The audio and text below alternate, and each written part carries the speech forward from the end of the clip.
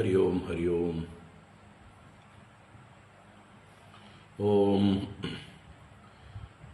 ശുക്ലാംബരധരം വിഷ്ണും ശശിവർണം ചതുർഭുജം പ്രസന്നവദനം ധ്യായേത് സർവവിഘ്നോപശാന്തയേ.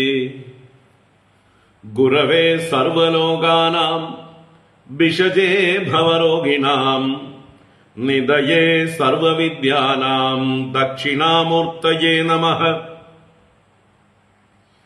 ജന്മാദ്യസ്യ യതോന്വജാതിതരതശ്ച അർത്ഥേഷ്വഭിജ്ഞസ്വരാട് തേനേ ബ്രഹ്മഹൃദായ ആദികവയേ മുഹ്യന്തി യത്സൂരയഃ.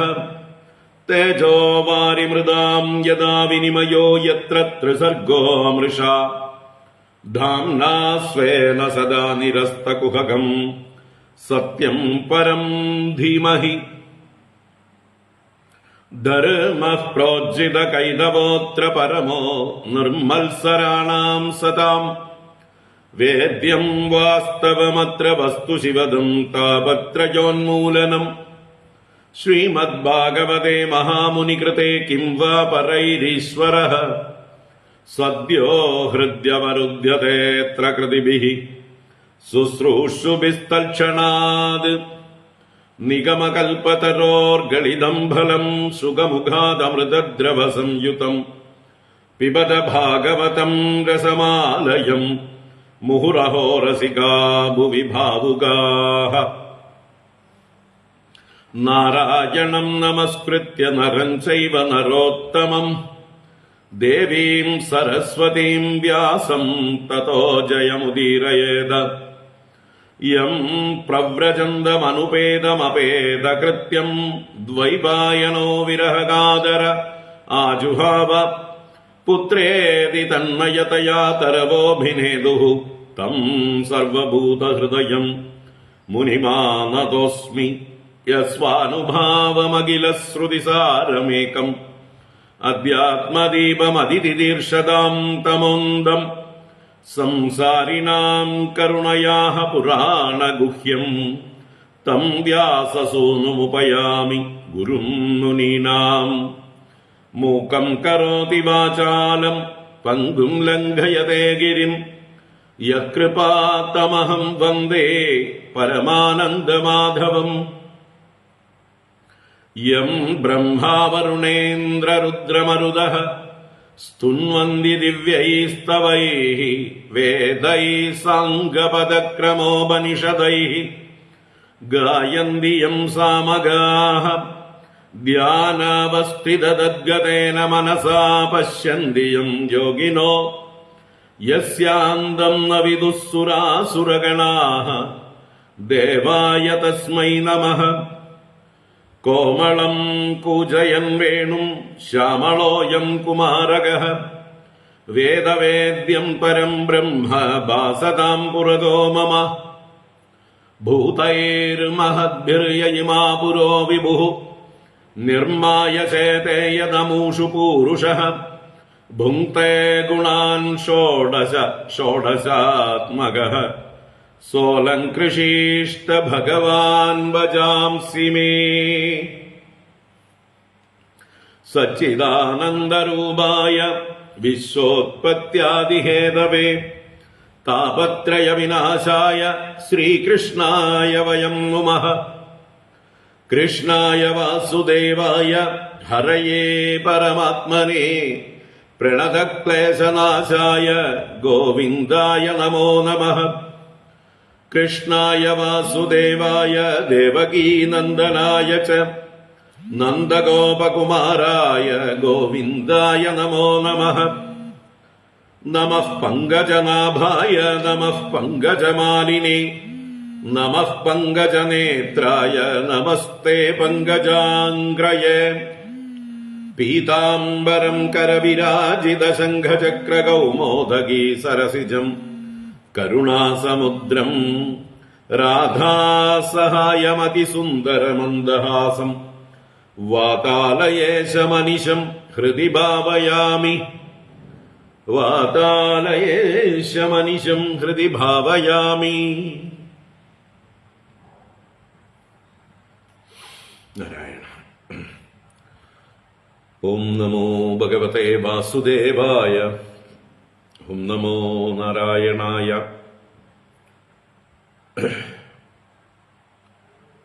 ഓം ശ്രീ ഗുരുവായൂരപ്പ ശരണം. ഓം നമഃ പരമഋഷിഭ്യോ നമഃ. പരമഋഷിഭ്യഃ ശ്രീ ഗുരുഭ്യോ നമഃ. ഹരി ഓം. നാരായണ. ഹരി ഓം. എല്ലാവർക്കും നമസ്കാരം. എല്ലാവർക്കും ശുഭസായാഹ്നം. സുസ്വാഗതം. ശ്രീമദ് ഭാഗവത ജ്ഞാനഗംഗാ പ്രവാഹത്തിലേക്ക് ഏവർക്കും സുസ്വാഗതം. ഭാഗവത ജ്ഞാനഗംഗ പുതിയ അധ്യായത്തിലേക്ക് കടക്കുന്നു. നവമസ്കന്ധത്തിലെ 23-ാം അധ്യായം.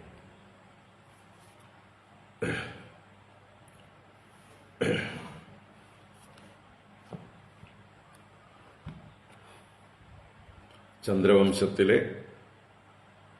യയാതിയുടെ വംശമാണ് പറഞ്ഞുകൊണ്ടിരുന്നത്. അതിൽ യയാതിയുടെ പരമ്പരയിൽ യയാതിയുടെ ഒടുവിലത്തെ പുത്രനായ പൂരുവിന്റെ വംശം വിസ്തരിച്ച് കഴിഞ്ഞ അധ്യായം വരെ 3 അധ്യായങ്ങളെ കൊണ്ട് വർണ്ണിച്ചു.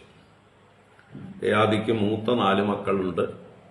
ആ 4 മക്കളുടെ കഥകൾ പറഞ്ഞിട്ടില്ല. അപ്പൊ അതിലേക്ക് പ്രവേശിക്കുകയാണ്. 3 മക്കളുടെ കഥ ആദ്യം പറഞ്ഞ് പിന്നീട് യദു എന്ന മൂത്ത പുത്രന്റെ കഥ ഏറ്റവും ലാസ്റ്റാണ് പറയുന്നത്. യദുവിന്റെ വംശമാണ് ഏറ്റവും വിശിഷ്ടമായിട്ടുള്ള വംശം. സാക്ഷാൽ ഭഗവാന്റെ അവതാരം കൊണ്ട് ധന്യമായ ഏറ്റവും ഉത്തമമായിട്ടുള്ള വംശം. അപ്പൊ ആ യദുവിന്റെ വംശത്തിലേക്ക് ഈ അധ്യായത്തിന്റെ പകുതിക്ക് ശേഷമേ കടക്കുള്ളൂ. അതിനു മുമ്പ് ആദ്യത്തെ 17 ശ്ലോകങ്ങളെ കൊണ്ട് യയാതിയുടെ മറ്റു 3 മക്കൾ അനു, തുർവസു, ദ്രുഹ്യു.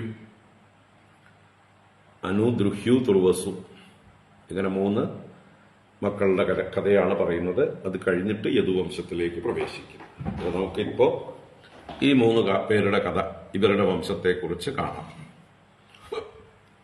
യയാതിയുടെ നടുവിലുള്ള 2, 3, 4 സ്ഥാനത്തിലുള്ള മക്കൾ. അതില് അനു ദേവയാനിയുടെ മകൻ തന്നെയാണ്. ദ്രുഹ്യുവും തുർവസുവും ശർമ്മിഷ്ഠയുടെ മക്കളാണ്. പൂരുവും ശർമ്മിഷ്ഠയുടെ പുത്രനായിരുന്നു. അയാളുടെ കഥ പറഞ്ഞു കഴിഞ്ഞു. നമുക്ക് തുടരാം, വായിക്കാം. ഓം നമോ ഭഗവതേ വാസുദേവായ. അധ ശ്രീമദ് ഭാഗവതേ നവമസ്കന്ധേ 23-തമോऽധ്യായഃ. ശ്രീശുക ഉവാച. അനോഃ സഭാനരശ്ചക്ഷുഃ പരോക്ഷശ്ച ത്രയസുതാഃ. സഭാനരാദ് കാലനരഃ സൃഞ്ജയസ്തൽസുതസ്തതഃ. ജനമേജയസ്തസ്യ പുത്രോ മഹാശീലോ മഹാമനാഃ. ഉശീനരസ്തിതിക്ഷുശ്ച മഹാമനസ ആത്മജൗ. ശിബിർവനശമിർദക്ഷഃ ചത്വാരോ ഉശീനരാത്മജാഃ. വൃഷാദർഭഃ സുവീരശ്ച മദ്രഃ കൈകേയ ആത്മജാഃ. ശിവേഃ ചത്വാര ഏവാസൻ തിദിക്ഷോശ്ച രുഷദ്രതഃ. തതോ ഹേമോദസുതപ ബലി സുതപസോഭവത്. അംഗവംഗകലിംഗാദ്യാഃ സുഹ്മപുണ്ഡ്രാന്ധ്ര സംജ്ഞിതാഃ. ജജ്ഞിരേ ദീർഘതമസോ ബലേഃ ക്ഷേത്രേ മഹീക്ഷിതഃ. ചക്രുഃ സ്വനാമ്നാ വിഷയാൻ ഷഡിമാൻ പ്രാച്യകാൻശ്ച തേ. ഘനപാനോംഗതോ ജജ്ഞേ തസ്മാദ് ദിവിരതസ്തതഃ. സുതോ ധർമ്മരഥോ യസ്യ ജജ്ഞേ ചിത്രരഥോ പ്രജാഃ. रोमपादैदिख्यादः तस्मै दशरथः सखा शान्ताम् स्वकन्याम् प्रायच्छद ऋष्यशृङ्गौ वाहताम् देवे वर्षदियम् रामा आनिन्युर्हरिणीसुतम् नाट्यसङ्गीतवादित्रैः विभ्रमालिङ्गनार्हणैः सतुराज्ञो अनपत्यस्य निरूप्य इष्टिम् मरुत्वतः പ്രജാം അദാദശരഥോ യേന ലേഭയ പ്രജാഃ പ്രജാഃ ചതുരംഗോ രോമപാദാത് പൃഥുലാക്ഷസ്തു തൽസുതഃ ബൃഹദ്രഥോ ബൃഹത്കർമ്മ ബൃഹദ്ഭാനുശ്ച തൽസുതാഃ ആദ്യാത് ബൃഹന്മനാഃ തസ്മാത് ജയദ്രഥ ഉദാഹൃതഃ വിജയസ്തസ്യ സംഭൂത്യാം തതോ ധൃതിരജായത തതോ ധൃതവ്രതസ്തസ്യ സത്കർമ്മ അതിരതസ്തതഃ യോസൗ ഗംഗാതടേ ക്രീഡൻ മഞ്ജുഷാന്തർഗതം ശിശും കുന്ത്യാപവിദ്ധം കാനീനമനപത്യോഗരോത്സുതം വൃഷസേനസുതസ്തസ്യ കർണസ്യ ജഗദീപതേഃ ദ്രുഹ്യോശ്ച തനയോ ബഭ്രുഃ സേതുസ്തസ്യാത്മജസ്തതഃ ആരബ്ധസ്തസ്യ ഗാന്ധാരഃ തസ്യ ധർമ്മസ്തതോ ധൃതഃ ധൃതസ്യ ദുർമനാസ്തസ്മാത് പ്രചേതാഃ പ്രാചേതസം ശതം മ്ലേച്ഛാധിപതയോ ഭൂവൻ ഉദീചീം ദിശമാശ്രിതാഃ തുർവസോശ്ച സുതോ വഹ്നിഃ വഹ്നേർഭർഗോദഭാനുമാൻ ത്രിഭാനുസ്തൽസുതോസ്യാപി കരന്ധമ ഉദാരധീഃ മരുതസ്തൽസുതോ അപുത്രഃ പുത്രം പൗരവം അന്വഭൂത് ദുഷ്യന്തഃ സ പുനർഭേജേ സ്വം വംശം രാജ്യകാമുകഃ യയാദേർജ്യേഷ്ഠപുത്രസ്യ യദോർവംശം നരർഷഭ വർണ്ണയാമി മഹാപുണ്യം സർവപാപഹരം നൃണാം യദോർവംശം നരഃ ശ്രുത്വാ സർവപാപൈഃ പ്രമുച്യത്തെ യത്രാവതീർണോ ഭഗവാൻ പരമാത്മാ നരാകൃതിഃ യതോഃ സഹസ്രജിത് ക്രോഷ്ടാ നളോരിപുരിതി ശ്രുതാഃ ചത്വാരഃ സുനവസ്തത്ര ശതജിത് പ്രഥമാത്മജഃ മഹാഹയോ വേണുഹയോ ഹൈഹയശ്ചേതി തൽസുതാഃ ധർമ്മസ്തു ഹൈഹയസുതോ നേത്രഃ കുന്ദേഃ പിതാ തതഃ സോഹഞ്ചിരഭവത് കുന്ദേഃ മഹിഷ്മാൻ ഭദ്രസേനകഃ ദുർമദോ ഭദ്രസേനസ്യ ദനഗഃ കൃതവീര്യസൂഃ കൃതാഗ്നിഃ കൃതവർമാ ച കൃതൗജാ ധനകാത്മജാഃ അർജുന കൃതവീര്യസ്യ സപ്തദ്വീപേശ്വരോ അഭവത് ദത്താത്രേയാത് ഹരേരംശാത് പ്രാപ്തയോഗമഹാഗുണഃ നൂനം കർത്തവീര്യസ്യ ഗതിം യാസ്യന്തി പാർത്ഥിവാഃ യജ്ഞദാനതപോ യോഗശ്രുതവീര്യജയാദിഭിഃ പഞ്ചാശീതിസഹസ്രാണി ഹ്യവ്യാഹതബലഃ സമാഃ അനഷ്ടവിത്തസ്മരണോ ബുഭുജേ അക്ഷയ്യ ഷഡ്വസു തസ്യ പുത്രസഹസ്രേഷു പഞ്ചൈവോർവരിതാമൃധേ ജയധ്വജ ശൂരസേനോ വൃഷഭോ മധുരൂർജിതഃ ജയധ്വജാതാലജംഗഃ തസ്യ പുത്രശതം ത്വഭൂത് ക്ഷത്രം യത്താലജംഗാഖ്യം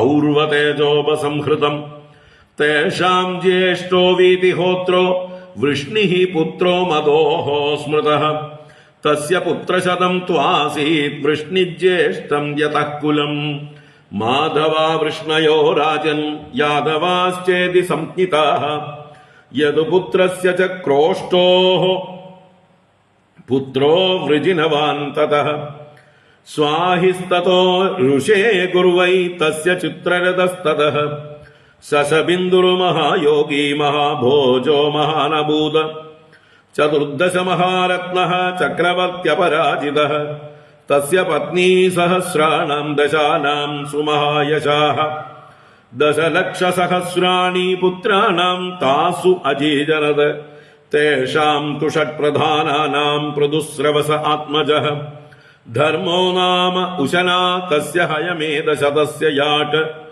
തൽസുതോ രുചകസ്തസ്യ പഞ്ചാസന്നാത്മജാ ശൃണു പുരുജിത് രുക്മരുക്മേഷു പൃഥുജ്യാമക സംജ്ഞിതാഃ ജാമകസ്ത്വപ്രജോപി അന്യാം ഭാര്യാം ശൈബ്യാപതിർഭയാത് നാവിന്ദത് ശത്രുഭവനാത് ഭോജ്യാം കന്യാമഹാരഷീത രതസ്താം താം നിരീക്ഷ്യാഹ ശൈബ്യാപതിമമർഷിതാം കേയം കുഹക മൽസ്ഥാനം രഥമാരോപിതേതി വൈ സ്നുഷാതവേത്യഭിഹിതേ സ്മയന്തീപതിമബ്രവീത അഹം വന്ദ്യാ സപത്നീ ച സ്നുഷാമേ യുജ്യത്തെ കഥം ജനയിഷ്യസി യം രാജ്ഞി തസ്യേയമുപയുജ്യത്തെ അന്വമോദന്ത തദ്വിശ്വേ ദേവാഃ പിതര ഏവ ച ശൈബ്യാ ഗർഭമധാത് കാലേ കുമാരം സുഷുവേ ശുഭം സവിദർഭ ഇതി പ്രോക്തഃ ഉപയേമേ സ്നുഷാം സതീം.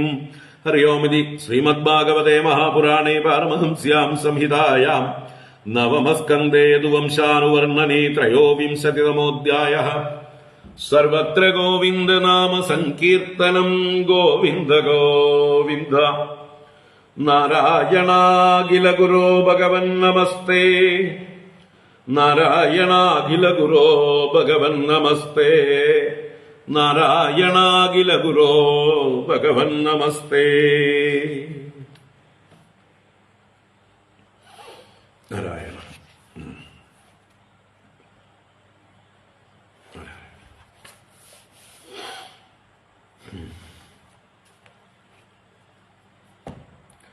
ഹരി ഓം.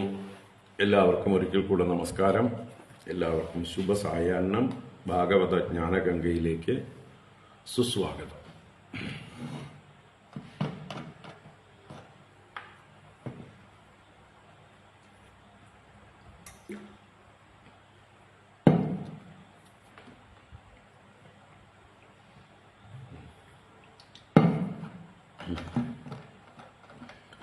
നാരായണ. അപ്പോ യയാതിയുടെ വംശത്തിൽ പൂരുവിന്റെ വംശം, ഭരതന്റെ വംശം, അതിൽ ശന്തനുവിന്റെ വംശം, ധൃതരാഷ്ട്രർ, പാണ്ഡു, അവരുടെ പുത്രന്മാരായി കൗരവ പാണ്ഡവന്മാർ,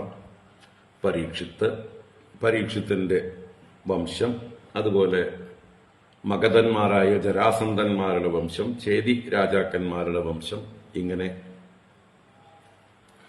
പല വംശങ്ങളും ഈ പൂരുവംശത്തിലാണ് ഉണ്ടായത്. അതിനെയൊക്കെ നമ്മൾ വിശദമായിട്ട് കഴിഞ്ഞ അധ്യായം വരെ കണ്ടു.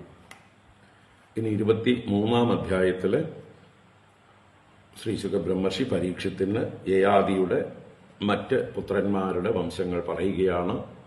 യദുവംശത്തിലേക്ക് വരാൻ വേണ്ടി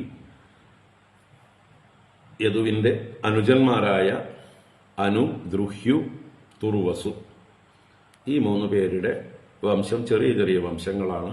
അതിനെ ആദ്യം പറഞ്ഞു തീർക്കുന്നു. അത് കഴിഞ്ഞാൽ പണി കഴിഞ്ഞു. അത് കഴിഞ്ഞാൽ പിന്നെ യദുവംശം വിസ്തരിക്കാം. അപ്പൊ അതിനുവേണ്ടി ആദ്യത്തെ 17 ശ്ലോകങ്ങളെ കൊണ്ട് അനു, തുർവസു, ദ്രുഹ്യു ഇവരുടെ വംശങ്ങളെ വർണ്ണിക്കുകയാണ്. നമുക്ക് കാണാം. നാരായണ. ഓം നമോ ഭഗവതേ വാസുദേവായ. അത് നവമസ്കന്ധേ ത്രയോവിംശതിതമോऽധ്യായഃ. ശ്രീശുക ഉവാച. അനോഹോ സഭാനരഃ ചക്ഷുഃ പരോക്ഷശ്ച ത്രയസുതാഃ സഭാനരാദ് കാലനരഃ സൃഞ്ജയഃ തൽസുതസ്മൃതഃ. ശ്രീശുക ഉവാച. അനോഹോ സഭാനരശ്ചക്ഷുഃ പരോക്ഷശ്ച ത്രയസുതാഃ സഭാനരാത് കാലനരഃ സൃഞ്ജയസ്തൽസുതസ്തതഃ സ്മൃതഃ തതഃ. അപ്പോ ശുകബ്രഹ്മർഷി പരീക്ഷത്തിന് യയാതി വംശം തുടരുകയാണ്. അനോഹോ എന്ന് പറഞ്ഞാൽ അനുവിന് നർത്ഥമാണ്, അല്ലെങ്കിൽ അനുവിൽ നിന്ന്. പഞ്ചമിയും ഷഷ്ടിയും അനോഹോ എന്നാണ്. അനു ഉകാരാന്ത ശബ്ദമാണ്. അതിന്റെ പഞ്ചമിയും ഷഷ്ടിയും അനോഹോ, അനുവിൽ നിന്ന്, അനുവിന്റെ എന്നൊക്കെ അർത്ഥം. അപ്പൊ അനുവിൽ നിന്ന്, യയാതിപുത്രനായ അനുവിൽ നിന്ന് സഭാനരഹ, ആദ്യത്തെ അനുവിന്റെ പുത്രനാണ് സഭാനരഹ. പിന്നെ ചക്ഷുഹു രണ്ടാമൻ, പരോക്ഷ മൂന്നാമൻ, ഇങ്ങനെ ത്രയഃ സുതാഹ. അനുവിന് 3 പുത്രന്മാർ. സഭാനരൻ, ചക്ഷു, പരോക്ഷൻ 3 പേര് പറഞ്ഞു. എന്നിട്ട് സഭാനരാത് കാലനരഹ.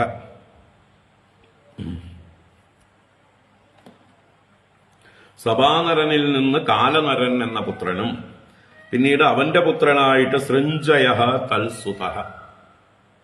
സൃഞ്ജയൻ കാലനരന്റെ പുത്രനായിട്ട് തുടരുകയാണ്. ജനമേജയസ്തസ്യ പുത്രോ മഹാശീലോ മഹാമനാഃ ഉശീനരസ്തിതിക്ഷുശ്ച മഹാമനസ ആത്മജൗ. ജനമേജയസ്തസ്യ പുത്രോ മഹാശീലോ മഹാമനാഃ ഉശീനരസ്തിതിക്ഷുശ്ച മഹാമനസ ആത്മജൗ. അപ്പോ സൃഞ്ജയൻ വരെ പറഞ്ഞുവല്ലോ. ആ സൃഞ്ജയന്റെ പുത്രനായിട്ട് ജനമേജയൻ, പുതിയൊരു ജനമേജയൻ. അനേകം ജനമേജയന്മാരുണ്ട്. അതിൽ ഇപ്പോ സൃഞ്ജയപുത്രനായ ജനമേജയൻ. ഇനി അവന്റെ പുത്രനായിട്ടോ മഹാശീലഃ, പുത്രഃ മഹാശീലഃ. ഇനി അവന്റെ പുത്രനോ മഹാമനാഃ, മഹാശീലന്റെ പുത്രനായിട്ട് മഹാമനസ്. ഇനി അവന്റെ പുത്രനായിട്ടോ ഉശീനരഃ, ഉശീനരൻ തിദിക്ഷു. രണ്ടുപേര് ഉശീനര സ്ഥിതിക്ഷുശ്ച എന്ന് പറഞ്ഞതിലൂടെ രണ്ട് പുത്രന്മാരാണ് അദ്ദേഹത്തിനുണ്ടായത്. ആർക്ക്? മഹാനരൻ, മഹാമനസ്സിന്. മഹാമന എന്ന് പറഞ്ഞ ആൾക്ക് രണ്ട് പുത്രന്മാർ, ഉശീനരൻ തിദിക്ഷു. അതാണ് മഹാമനസഃ ആത്മജൗ എന്ന് ഒന്നുകൂടെ ഉറപ്പിച്ച് പറഞ്ഞു. ആത്മജൗ, ദ്വൗ ആത്മജൗ. ആർക്ക്? മഹാമനസഃ, മഹാമനസ്സിന് രണ്ട് പുത്രന്മാര്, ഉശീനരൻ തിദിക്ഷു.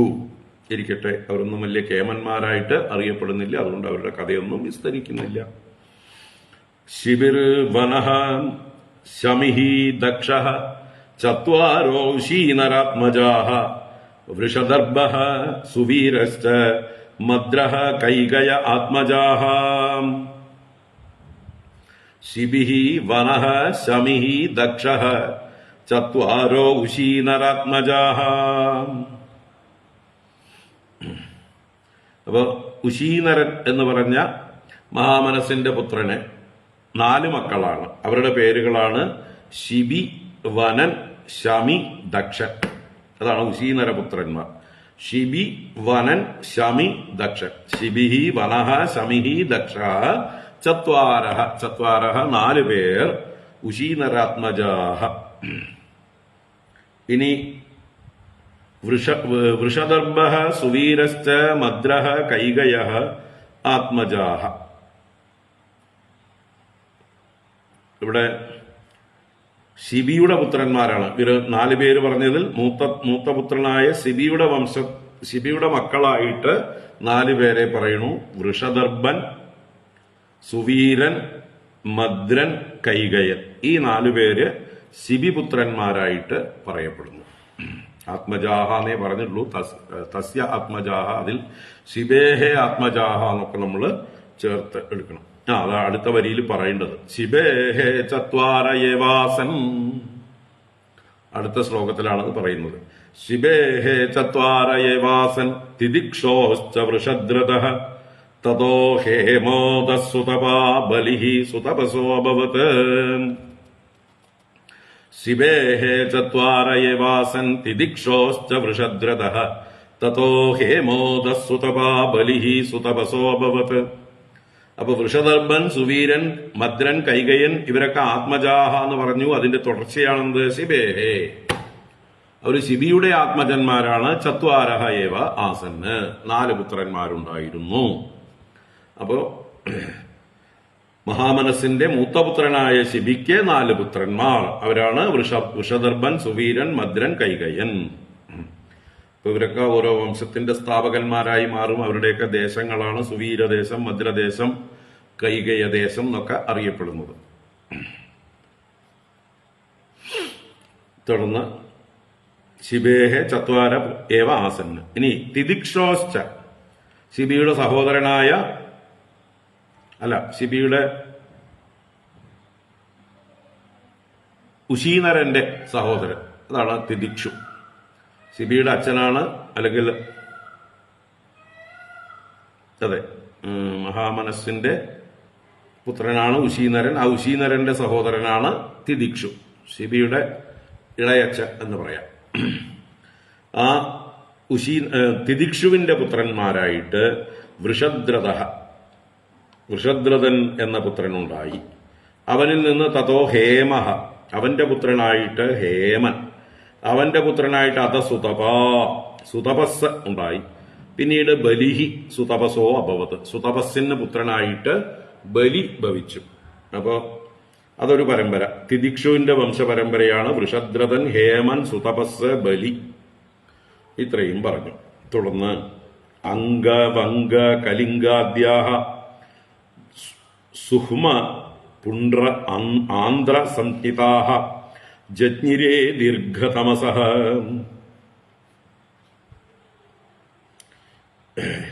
ബലേഹ ക്ഷേത്രേ മഹീക്ഷിതഃ അംഗവംഗകലിംഗാദ്യാഹ സുഹ്മ പുണ്ട്രാന്ധ്ര സംഹിതാഹ ജജ്ഞിരേ ദീർഘതമസോ ബലേഹ ക്ഷേത്രേ മഹീക്ഷിതഃ.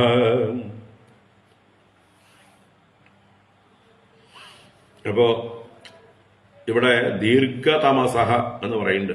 ദീർഘതമസ് മുമ്പ് പറഞ്ഞ ഒരാളാണ്, ഓർമ്മയുണ്ടോ? 20-ാം അധ്യായത്തിൽ 36-ാം ശ്ലോകമായിട്ട് പറഞ്ഞിട്ടുണ്ട്. നമ്മുടെ ഭരതന്റെ പുത്രനായി ഭരദ്വാജന്റെ കഥ പറഞ്ഞപ്പോൾ ആ ബൃഹസ്പതിയുടെ പുത്രനായിട്ട് ഭരദ്വാജനെ ഉദത്യൻ എന്ന ബൃഹസ്പതിയുടെ സഹോദരന്റെ ഭാര്യ മമത, ബൃഹസ്പതി മമതയുടെ ഗർഭത്തിലേക്ക് ഭരദ്വാജനെ ആദാനം ചെയ്യുമ്പോൾ ഉള്ളിൽ നിന്ന് മറ്റൊരാള് ചവിട്ടി പുറത്താക്കി എന്ന് പറഞ്ഞിട്ടുണ്ട്. ഉള്ളിൽ ഓൾറെഡി അന്തർപത്നിയായിരുന്നു മമത, ഗർഭിണിയായിരുന്നു. അപ്പോൾ പുറത്തേക്ക് ചവിട്ടിത്തള്ളി. അയാളാണ് ദീർഘതമസ്. ഉള്ളിലുണ്ടായിരുന്ന ഗർഭമാണ് ദീർഘതമസ്. ആ ദീർഘതമസ് ഒരു ഋഷിയാണ്. ആ ഋഷി മമതയുടെയും നമ്മുടെ ഉദത്യന്റെയും മകനാണ് ദീർഘതമസ്. അദ്ദേഹം ബലേഹേ ക്ഷേത്രേ എന്ന് പറയുന്നുണ്ട്. ഇവിടെ ഇവരുടെ വംശത്തിലൊരു ബലിയെ കുറിച്ച് പറഞ്ഞില്ലേ, സുതപസ്സിന്റെ പുത്രനായി ബലി. ആ ബലിക്ക് സ്വയം സന്തതികൾ ഉണ്ടാവാതിരുന്നപ്പോ ബലിയുടെ ഭാര്യയിൽ ദീർഘതമസ്സിനെ കൊണ്ട് ഗർഭാധാനം ചെയ്യിക്കും. അങ്ങനെ ദീർഘതമസ് ജനിപ്പിക്കുന്ന ഗർഭമാണ് ഇവിടെ ബലിയുടെ ഭാര്യയിൽ. അതാണ് ബലേഹേ ക്ഷേത്രേ മഹീക്ഷിതഃ ബലേഹേ. മഹീക്ഷിത്ത് എന്ന് പറഞ്ഞാൽ രാജാവായിരുന്ന ബലിയുടെ ക്ഷേത്രത്തിൽ അഥവാ ഭാര്യയിൽ ഈ ദീർഘതമസ് ഗർഭാധാനം ചെയ്യുന്നു. അതിലുണ്ടാവുന്ന കുട്ടികളാണ് അംഗ വംഗ കലിംഗാദ്യ സുഹ്മ പുണ്ട്ര ആന്ധ്ര സംഹിതാഹ ജജ്ഞിരെ ജാതരായി ജനിച്ചു എന്നാണ്. അപ്പൊ ഇവരൊക്കെ ചെറിയ ചെറിയ രാജാക്കന്മാരാണ്. അംഗരാജാവ് അല്ലെ, വംഗരാജാവ്, കലിംഗരാജാവ്, സുഹ്മ രാജാവ്, പുണ്ട്രൻ രാജാവ്, ആന്ധ്രൻ രാജാവ്. ഇതൊക്കെ ഓരോ ദേശങ്ങളായി പരിണമിക്കും. അംഗദേശം, വംഗദേശം നമ്മുടെ ബംഗാള് അല്ലെ, കലിംഗദേശം നമ്മുടെ ഒറീസ ദേശങ്ങളൊക്കെ കലിംഗദേശത്തിൽ പെടുന്നതാണ്. അതുപോലെ സുഹ്മ ദേശം, പുണ്ട്രദേശം, ആന്ധ്രദേശം. ആന്ധ്ര നമുക്കിപ്പോഴുണ്ട്. അപ്പൊ ഈ ദേശങ്ങളൊക്കെ ഉണ്ടായത് ഈ ആളുകളിൽ നിന്നാണ്. അവരുടെ പരമ്പരയാണ് അതാത് ദേശങ്ങളായി പരിണമിക്കുന്നത്. ഇതൊക്കെ ജസ്റ്റ് ഒന്ന് നമ്മൾ റഫായിട്ട് മനസ്സിലാക്കിയിരുന്നാൽ മതി. ഇതിലൊന്നും വേദാന്തമോ നമുക്ക് മോക്ഷത്തിനുള്ള മാർഗമോ ഒന്നുമില്ല. അതുകൊണ്ട് ഇത് പഠിച്ചാലേ മോക്ഷമുള്ളൂ എന്ന് യാതൊരു ഇതുമില്ല. ചുമ്മാ ഒരു ഇൻഫർമേഷൻ, ഒരു കണക്ഷൻ, കഥകൾ തമ്മിൽ ബന്ധിപ്പിക്കാൻ വേണ്ടി പറഞ്ഞു എന്ന് മാത്രമേ ഉള്ളൂ. So don't worry if you don't understand or you cannot, എന്താ പറയുക, നമുക്ക് ആ ട്രേസ് ചെയ്യാൻ പറ്റുന്നില്ല വംശപരമ്പര എന്ന് വിചാരിച്ചിട്ട് ഒരു വറിയും ആർക്കും വേണ്ട. കുറെ പേരുകൾ, ഒരു സംബന്ധവും നമ്മളുമായിട്ട് ഇപ്പം ഇല്ല. വർത്തമാനത്തിൽ കൊണ്ട് ഒരു കാര്യവും ഇല്ല. Just for information. ഒക്കെ മറന്നു കളയേണ്ടതുമാണ്. ഇതിനൊന്നും തലയിൽ കൊണ്ടു നടക്കേണ്ട ഒരു കാര്യവും ഇല്ല. അത് ഭാരമാണ്. ശബ്ദജാലം മഹാരണ്യം ചിത്തഭ്രമണ കാരണം എന്ന് പറയും. ഇതൊക്കെ കഥയുടെ ഭാഗം എന്ന് മാത്രമേ എടുക്കേണ്ടതുള്ളൂ.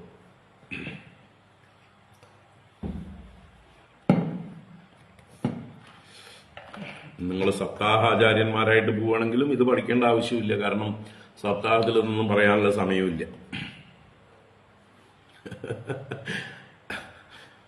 ഇങ്ങനെ ക്ലാസ് എടുക്കുമ്പോൾ നമ്മൾ ഡീറ്റെയിൽ ആയിട്ട് ഇവരുടെ പേരൊക്കെ ഒന്ന് വായിച്ചിട്ട് മനസ്സിലാക്കി പോകണമെന്ന് മാത്രമേ ഉള്ളൂ. ഇങ്ങനെ ഡീറ്റെയിൽ ആയിട്ട് ക്ലാസ് എടുക്കുന്ന പ്രാന്ത് വേറെ ആർക്കും ഉണ്ടാവില്ല. അതിനുള്ള എന്താ പറയുക, മെനക്കെടാൻ സമയം ആർക്കും ഇല്ല. നമുക്ക് വേറെ പണിയൊന്നും ഇല്ലാത്തതുകൊണ്ട് നമ്മൾ ഇതിങ്ങനെ വിശകലനം ചെയ്യാം.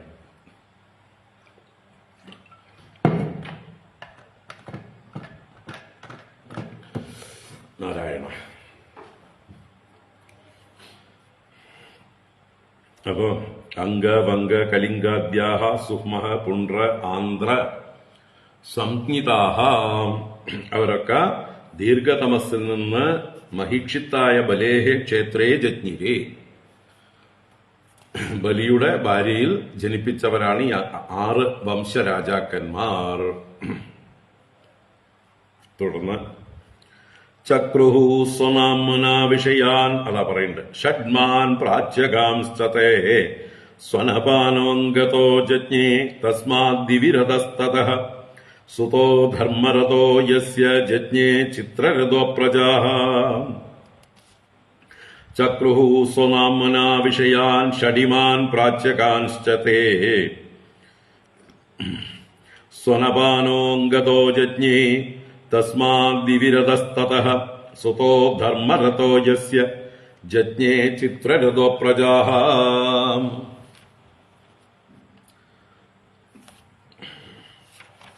അപ്പൊ ഇവര് ചക്രുഹു ചെയ്തു. എന്ത് ചെയ്തു?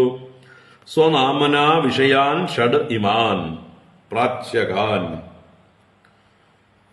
ഇവിടെ ഇമാൻ എന്ന് പറഞ്ഞാൽ ഇവർ 6 പേര്, ഷഡ് ഇമാൻ, ഈ 6 പേര്, അംഗ വംഗ കലിംഗ സുഹ്മ പുണ്ട്ര ആന്ധ്രന്മാർ 6 പേര് എന്ത് ചെയ്തു?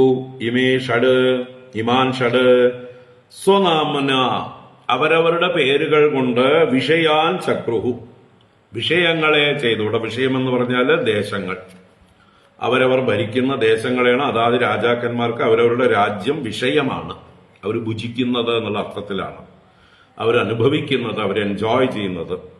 അതുകൊണ്ട് അവരാൽ ഭുജിക്കപ്പെടുന്നത് അവരുടെ ദേശം. രാജാക്കന്മാർക്ക് അവരുടെ ദേശമാണ് വിഷയം. അപ്പോൾ അവരവരുടെ നാമം കൊണ്ട് ഈ ദേശങ്ങളെ അവർ ചെയ്തു. അത് പ്രാച്യകാൻ എന്ന് പ്രത്യേകം എടുത്തു പറഞ്ഞു. കിഴക്ക് ദിക്കുകളാണ് എന്ന് വെച്ചാൽ ഭാരതത്തിന്റെ കിഴക്ക് ഭാഗത്താണ് ഇതൊക്കെ വരുന്നത്, ഈസ്റ്റേൺ കോസ്റ്റ്. അതാണ് ഞാൻ മുമ്പേ പറഞ്ഞത്. എന്താണ്? അംഗദേശം, വംഗദേശം, കലിംഗദേശം, സുഹ്മം, പുണ്ട്രം, ആന്ധ്രം, ഇതൊക്കെ തന്നെ ഈസ്റ്റ് കോസ്റ്റുകളാണ്, നമ്മുടെ ഭാരതത്തിന്റെ കിഴക്ക് ഭാഗങ്ങളാണ്. അതാണ് അവിടെ പറഞ്ഞു വന്നത്. അപ്പോ ഇനി അവരുടെ പുത്രന്മാരെ പറയുകയാണ്. സ്വനപാനോ അംഗതോ ജജ്ഞേ. അംഗത എന്ന് പറഞ്ഞാൽ അങ്കനിൽ നിന്ന് നടത്തണം. അംഗരാജാവ്, ആദ്യത്തെ അംഗരാജാവിൽ നിന്ന്, അങ്കനിൽ നിന്ന് സ്വനപാനൻ എന്ന പുത്രൻ ജനിച്ചു. പിന്നെയോ തസ്മാത് ദിവിരത, അവന്റെ പുത്രനായിട്ട് ദിവിരതൻ ജനിച്ചു. സ്വനപാനന്റെ പുത്രനായി ദിവിരതൻ. പിന്നെ തതഃ സുതഃ ധർമ്മരഥ, ദിവിരതന്റെ പുത്രനായി ധർമ്മരഥൻ. യസ്യ ജജ്ഞേ ചിത്രരഥോ, അവന്റെ പുത്രനായിട്ട് ചിത്രരഥൻ ജനിച്ചു. അവനോ അപ്രജാഹ, അവന് പ്രജകളുണ്ടായില്ല. ചിത്രരഥന് സന്തതികളുണ്ടായില്ല. എന്നിട്ടോ അവൻ തന്നെയാണ് രോമപാത ഇതിക്കാത. ഈ ചിത്രരഥന്റെ പേര് തന്നെയാണ് രോമപാത ഇതിക്കാത. കേട്ടിട്ടുണ്ടല്ലോ അല്ലേ? വൈശാലി സിനിമ കണ്ടവരൊക്കെ ഓർമ്മയുണ്ടാവും. രോമപാതൻ അല്ലെങ്കിൽ ലോമപാതൻ. ലോമവും രോമവും ഒന്ന് തന്നെയാണ്. പാദത്തിൽ നല്ലോണം രോമമുള്ളവൻ. ലോമപാതൻ ഇതിക്കാത എന്ന് ഖ്യാതി കേട്ടവനാണ് ഈ ചിത്രരഥൻ. തസ്മൈ ദശരഥ സഖാ ശാന്താം സ്വകന്യാം പ്രായച്ചത്. കഥ ഓർമ്മയുണ്ടല്ലോ രാമായണത്തില്. തസ്മൈ, അവനായിക്കൊണ്ട്, രോമപാതനായിക്കൊണ്ട്, സഖാ ദശരഥ, സഖാവായ ദശരഥൻ, ശാന്താം സ്വകന്യാം പ്രായച്ചത്, ശാന്തയെന്ന തന്റെ മകളെ ദാനം ചെയ്തു. അപ്പൊ ശാന്ത ദശരഥന്റെ മൂത്ത പുത്രിയാണ്, കൗസല്യക്കുണ്ടായ പുത്രിയാണ്, ശ്രീരാമന്റെ ജ്യേഷ്ഠത്തിയാണ് എന്ന് നമ്മൾ പറയാറുണ്ട്. ഓർമ്മ വയ്ക്കാം. ശ്രീരാമന് സഹോദരിയായി ജ്യേഷ്ഠത്തിയായിട്ട് കൗസല്യയിൽ ദശരഥന് ജനിക്കുന്ന കുട്ടിയാണ് ശാന്ത. ആ ശാന്തയെ ദശരഥൻ തന്റെ കൂട്ടുകാരനായ രോമപാദന് വളർത്താൻ കൊടുത്തു. ആ രോമപാദൻ പിന്നീട് ശാന്തയെ ആർക്ക് വിവാഹം കഴിച്ചു കൊടുത്തു? അതാണ് ഋഷ്യശൃംഗ ഉവാഹകാം. ഋഷ്യശൃംഗൻ, വിഭാണ്ഡക മഹർഷിയുടെ പുത്രനായ വൈഭണ്ഡകൻ എന്ന ഋഷ്യശൃംഗൻ മഴ പെയ്യിക്കാനായിട്ട് അംഗദേശത്തേക്ക് വന്നതും ആ രാജാവ് തന്റെ മകളെ ആ ഋഷ്യശൃംഗന് വിവാഹം കഴിച്ചു കൊടുത്തതും നമുക്ക് അത് സിനിമയിൽ അറിയാം, അല്ലേ? വൈശാലി. ഋഷ്യശൃംഗ ഉവാഹകാം. ആ കഥ ചുരുക്കി പറയേണ്ട അടുത്ത് വൈശാലി സിനിമയുടെ ത്രെഡ് നോക്കൂ. ദേവേ വർഷദിയം രാമാഹ ആനിന്യുഹു ഹരിണീസുതം നാട്യസംഗീതവാദിത്രൈഃ വിഭ്രമാലിംഗനാർഹണൈഃ. അതാണ് ഇതിന്റെ ത്രെഡ്, സിനിമയുടെ ത്രെഡ്. ദേവേ വർഷദിയം രാമാഹ ആനിന്യുഹു ഹരിണീസുതം നാട്യസംഗീതവാദിത്രൈഃ വിഭ്രമാലിംഗനാർഹണൈഃ. ദേവേ അവർഷതി, ദേവന്മാർ വർഷിക്കാതിരുന്നപ്പോൾ, അംഗദേശത്ത് മഴയില്ലാതിരുന്നപ്പോൾ, അതാണ് ഇന്ദ്രൻ അംഗരാജ്യത്ത് മഴ പെയ്യാതിരുന്നപ്പോൾ, അവർഷതി സതി യം, യം എന്ന് പറഞ്ഞാൽ യാതൊരു ഋഷ്യശൃംഗനെ, രാമാ ആനിന്യുഹു, രാമാഹ എന്ന് പറഞ്ഞാൽ സ്ത്രീകൾ എന്നർത്ഥം, രമിപ്പിക്കുന്നവരായ സ്ത്രീകൾ, അവിടുത്തെ എന്താ പറയുക, ദേവദാസികളായിരിക്കുന്ന സ്ത്രീകൾ, ആനിന്യുഹു ആനയിച്ചു കൊണ്ടുവന്നു. ഇവൻ ആരാണ് ഈ ഋഷ്യശൃംഗൻ? ഹരിണീസുതം, ഒരു മാനിനുണ്ടായ പുത്രനാണെന്ന് പറയുന്നു. വിഭാണ്ഡക മഹർഷിക്ക് ഒരു ഹരിണിയിൽ ഉണ്ടായ പുത്രനായിട്ടാണ് ഈ ഋഷ്യശൃംഗനെ അറിയപ്പെടുന്നത്. അപ്പൊ ഹരിണീസുതം, ഹരിണീപുത്രനായ ഋഷ്യശൃംഗമുനിയെ രാജ്യത്തേക്ക് കൊണ്ടുവന്നു. എങ്ങനെ കൊണ്ടുവന്നത്? നാട്യ സംഗീത വാദിത്രൈഃ വിഭ്രമ ആലിംഗന അർഹണൈഃ. നാട്യം നൃത്തങ്ങളെ കൊണ്ടും, സംഗീതം ഗാനങ്ങളെ കൊണ്ടും, വാദിത്രൈഃ വാദ്യഘോഷങ്ങളെ കൊണ്ടും, സംഗീതവാദ്യങ്ങളൊക്കെ പ്രയോഗിച്ചുകൊണ്ടും അദ്ദേഹത്തെ മയക്കി ഭ്രമിപ്പിച്ചു കൊണ്ടുവന്നു. വിഭ്രമ, അദ്ദേഹത്തോടുള്ള ശൃംഗാര ചേഷ്ടകളെ കൊണ്ട് അദ്ദേഹത്തെ ഭ്രമിപ്പിച്ചുകൊണ്ടും, ആലിംഗനാദികളെ കൊണ്ടും, അല്ലെ, അദ്ദേഹത്തിന്റെ ജീവിതത്തിൽ ആദ്യമായിട്ട് സ്ത്രീയുടെ ആലിംഗനം അനുഭവിപ്പിച്ചും, അർഹണൈഃ അദ്ദേഹത്തെ ബഹുമാനിച്ചും പൂജിച്ചും ആദരിച്ചും ഒക്കെ ആയിട്ട് എങ്ങനെയൊക്കെയോ അനുനയിപ്പിച്ച് പാറു ചേറാക്കി ആ ഋഷ്യശൃംഗനെ അംഗദേശത്തേക്ക് കൊണ്ടുവന്ന കഥയാണ് ഇവിടെ പറയുന്നത്. നാട്യ സംഗീത വാദിത്രൈഃ വിഭ്രമ ആലിംഗന അർഹണൈഃ ഹരിണീസുതം തം രാമാഹ ആനിന്യുഹു ആനയിച്ചു കൊണ്ടുവന്നു. എന്നിട്ടോ സതുരാജ്ഞോ അനപത്യസ്യ നിരൂപ്യ ഇഷ്ടിം മരുത്വതഃ പ്രജാം അഗാദ് ദശരഥോ യേന ലേഭേ അപ്രജാഃ പ്രജാഃ. സതുരാജ്ഞോ അനപത്യസ്യ നിരൂപ്യ ഇഷ്ടിം മരുത്വതഃ പ്രജാമഗാദ് ദശരഥോ യേന ലേഭേ അപ്രജാഃ പ്രജാഃ. അപ്പൊ സഹാതു അവനാകട്ടെ എന്ന് പറഞ്ഞാൽ ആ ഋഷ്യശൃംഗനാകട്ടെ, അനപത്യസ്യ രാജ്ഞഃ അനപത്യ സന്തതിയില്ലാത്ത രാജാവായിട്ടുള്ള ദശരഥന് നർത്തമാണ്. മരുത്വതഃ ഇഷ്ടിം നിരൂപ്യ, മരുത്വാനെ സംബന്ധിച്ച ഇഷ്ടി ചെയ്തിട്ട്, ഇന്ദ്രനെ സംബന്ധിച്ച് യാഗം ചെയ്തിട്ട്, മരുത്വാൻ ഇന്ദ്രനാണ്. അപ്പൊ ഇന്ദ്രനെ യാഗത്തിലൂടെ പ്രീതിപ്പെടുത്തിയിട്ട് പുത്രകാമേഷ്ടി ചെയ്ത് പ്രജാം അതദാത് സന്തതിയെ കൊടുത്തു. അങ്ങനെ യേന അപ്രജാഹ ദശരഥഃ പ്രജാഹ ലേഭേ, യേന യാതൊരുവനാലാണോ, ഏതൊരു ഋഷ്യശൃംഗനാലാണോ, അപ്രജാഹ ദശരഥഃ പ്രജാഹീനനായ ദശരഥൻ പ്രജാം ലേഭേ പ്രജാഹ ലേഭേ സന്തതികളെ ലഭിച്ചു. 4 മക്കള്, രാമലക്ഷ്മണ ഭരത ശത്രുഘ്നന്മാര്, 4 പേരെ ലഭിച്ചു എന്നർത്ഥം. അപ്പൊ കഥയൊക്കെ നമുക്ക് അറിയാം. അപ്പൊ ആ എന്താ പറയുക, രോമപാദനും ദശരഥനും തമ്മിലുള്ള ബന്ധം, അതുപോലെ ദശരഥന്റെ മൂത്തപുത്രിയായ ശാന്തയെ കുറിച്ചിട്ടുള്ള കഥ, ഋഷ്യശൃംഗനെ കുറിച്ചിട്ടുള്ള കഥ, പുത്രകാമേഷ്ടി ചെയ്ത് രാമലക്ഷ്മണ ഭരത ശത്രുഘ്നന്മാരുണ്ടായ കഥ, ഇതൊക്കെ ഇവിടെ ഒരു സൂചിപ്പിച്ചു. അപ്പൊ ഈ അംഗരാജാവിന്റെ വംശത്തിലാണ് ഈ അംഗന്റെ പുത്രന്മാരായിട്ട് പറയുന്നു. ചതുരംഗോ രോമപാദാത് പൃഥുലാക്ഷസ്തു തൽസുതഃ ബൃഹദ്രഥോ ബൃഹത്കർമ്മ ബൃഹദ്ഭാനുശ്ച തൽസുതാഃ. ചതുരംഗോ രോമപാദാത് പൃഥുലാക്ഷസ്തു തൽസുതഃ ബൃഹദ്രഥോ ബൃഹത്കർമ്മ ബൃഹദ്ബാനുശ്ച തൽസുതാഃ. അപ്പൊ ആദ്യം ഈ രോമപാതന മക്കളൊന്നും ഇല്ലാതിരുന്നുവെങ്കിലും പിന്നീട് ഉണ്ടാവുന്നുണ്ട്. ശാന്തയെ ദത്തെടുത്തതിന് ശേഷം പിന്നീട് ഋഷ്യശൃംഗൻ നാട്ടിൽ വന്നതിന് ശേഷം ഇദ്ദേഹത്തിന് രോമപാതനും പുത്രനുണ്ടായി. അതാണ് രോമപാതന്റെ പുത്രനായിട്ട് ചതുരംഗ രോമപാതാത്. രോമപാതന്റെ പുത്രനായി ചതുരംഗനുണ്ടായി. ഇനി അവന്റെ പുത്രനായിട്ട് പൃഥുലാക്ഷ തൽസുതഃ. പിന്നീട് ബൃഹദ്രഥ ബൃഹത്കർമ്മ ബൃഹദ്ബാനുഹു ച തൽസുതാഃ. ആ പൃഥുലാക്ഷന്റെ 3 മക്കളാണ് ബൃഹദ്രഥൻ, ബൃഹത്കർമ്മ, ബൃഹദ്ബാനു. 3 മക്കൾ. തുടർന്ന് ആദ്യാത് ബൃഹന്മനാഃ തസ്മാത് ജയദ്രഥ ഉദാഹൃതഃ വിജയസ്തസ്യ സംഭൂത്യാം തതോ ധൃതിരജായത. ആദ്യാത് ബൃഹന്മനാഃ തസ്മാത് ജയദ്രഥഃ ഉദാഹൃതഃ വിജയസ്തസ്യ സംഭൂത്യാം തതോ ധൃതിരജായത.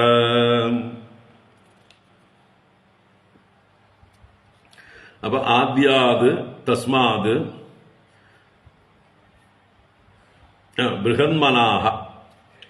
ഇവരിൽ ആദ്യൻ ആരാണ്? ആദ്യൻ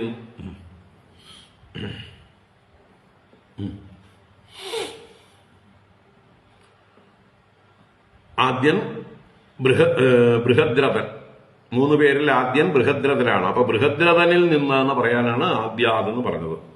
ആ ആദ്യനായ ബൃഹദ്രഥനിൽ നിന്ന് ബൃഹത് മനസ് എന്ന് പറഞ്ഞ പുത്രനുണ്ടായി.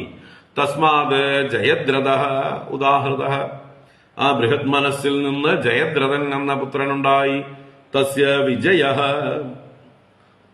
അവന് വിജയൻ എന്ന പുത്രൻ ഉണ്ടായി. ജയദ്രഥന് വിജയൻ.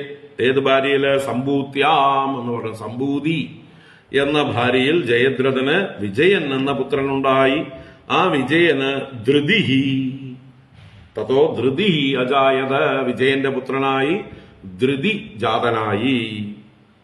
പിന്നീട് തതോ ധൃതവ്രതസ്തസ്യ സത്കർമാധിരതസ്തതഃ യോസൗ ഗംഗാതടേ ക്രീഡൻ മഞ്ജുഷാന്തർഗതം ശിശും കുന്ധ്യാപവിദ്ധം കാനീനം അനപത്യോകരോത്സുതം വൃഷസേന സുതസ്തസ്യ കർണസ്യ ജഗദീപതേഃ. തതോ ധൃതവ്രതസ്തസ്യ സത്കർമാതിരതസ്തതഃ യോസൗ ഗംഗാതടേ ക്രീഡൻ മഞ്ജുഷാന്തർഗതം ശിശും കുന്ധ്യാപവിദ്ധം കാനീനം അനപത്യോകരോത്സുതം വൃഷസേന സുതസ്തസ്യ കർണസ്യ ജഗദീപതേഃ. അപ്പൊ ഇവിടെ തതോ ധൃതവ്രതഃ. ധൃതിയുടെ പുത്രനായിട്ട് ധൃതവ്രതൻ. ആ ധൃതവ്രതന്റെ പുത്രനായിട്ട് സത്കർമ്മ അതിരഥഃ. സത്കർമാവും അവനിൽ നിന്ന് അതിരഥനും. അപ്പോ ധൃതവ്രതന്റെ പുത്രനാണ് സത്കർമ്മ, അവനിൽ നിന്ന് അതിരഥൻ. തതഃ അതിരഥ. ആരാണ് ഈ അതിരഥൻ? എടുത്തു പറയാണ്. ആ അതിരഥനാണ് യഹ അസൗ ഗംഗാതടേ ക്രീഡന് മഞ്ജുഷാന്തർഗതം ശിശും കുന്ധ്യ അപവിദ്ധം കാനീനം അനപത്യോ അകരോ സുതം. യോ അസൗ. ഏതൊരുവൻ തന്നെയാണോ ഈ അതിരഥനാണോ ഗംഗാതടേ ക്രീഡന്, ഗംഗാതടത്തിൽ ഗംഗാതീരത്ത് അദ്ദേഹം ക്രീഡിച്ചുകൊണ്ടിരിക്കുമ്പോൾ എന്നുവെച്ചാൽ വിഹരിച്ചുകൊണ്ടിരിക്കുമ്പോൾ ഒരു ശിശുവിനെ ലഭിച്ചു. ഇവിടുന്ന് മഞ്ജുഷാന്തർഗതം. മഞ്ജുഷ എന്ന് പറഞ്ഞാല് ചെപ്പ് എന്നാണ് അർത്ഥം.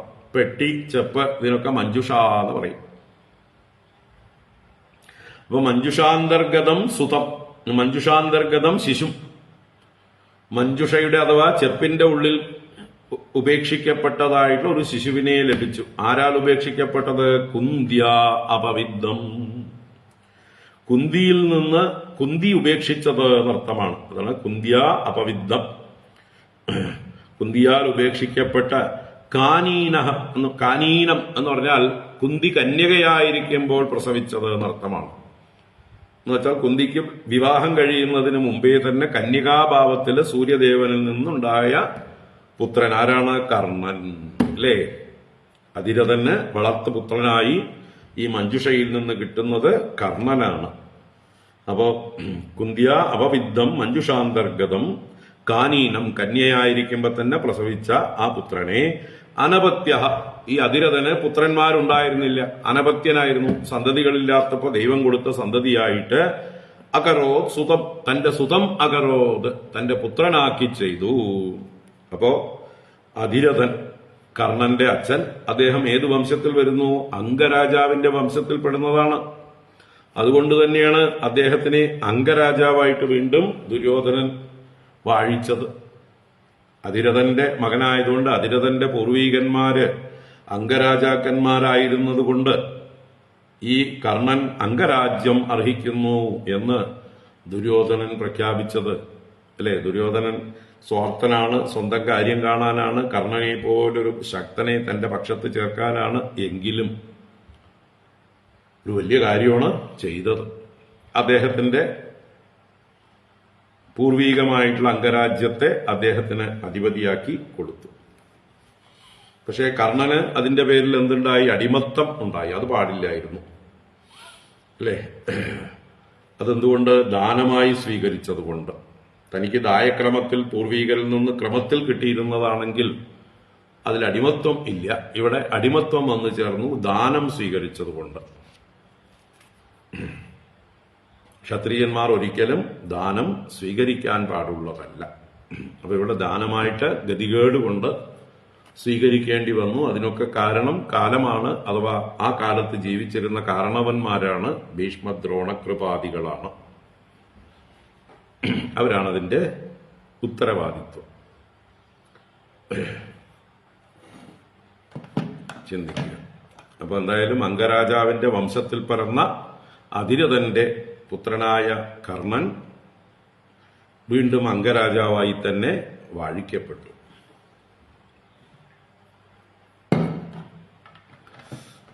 യഥാർത്ഥ ക്ഷത്രിയൻ തന്നെയാണ് കർണൻ. പക്ഷെ അതന്ന് മൂഢന്മാരായിട്ടുള്ള ആളുകൾ അംഗീകരിച്ചില്ല. മൂഢന്മാരെന്ന് പറഞ്ഞാൽ മോഹിതർ എന്നർത്ഥം. അറിവില്ലാത്തവരല്ല, സ്വാർത്ഥത കൊണ്ട് മോഹിതരായിട്ടുള്ളവർ.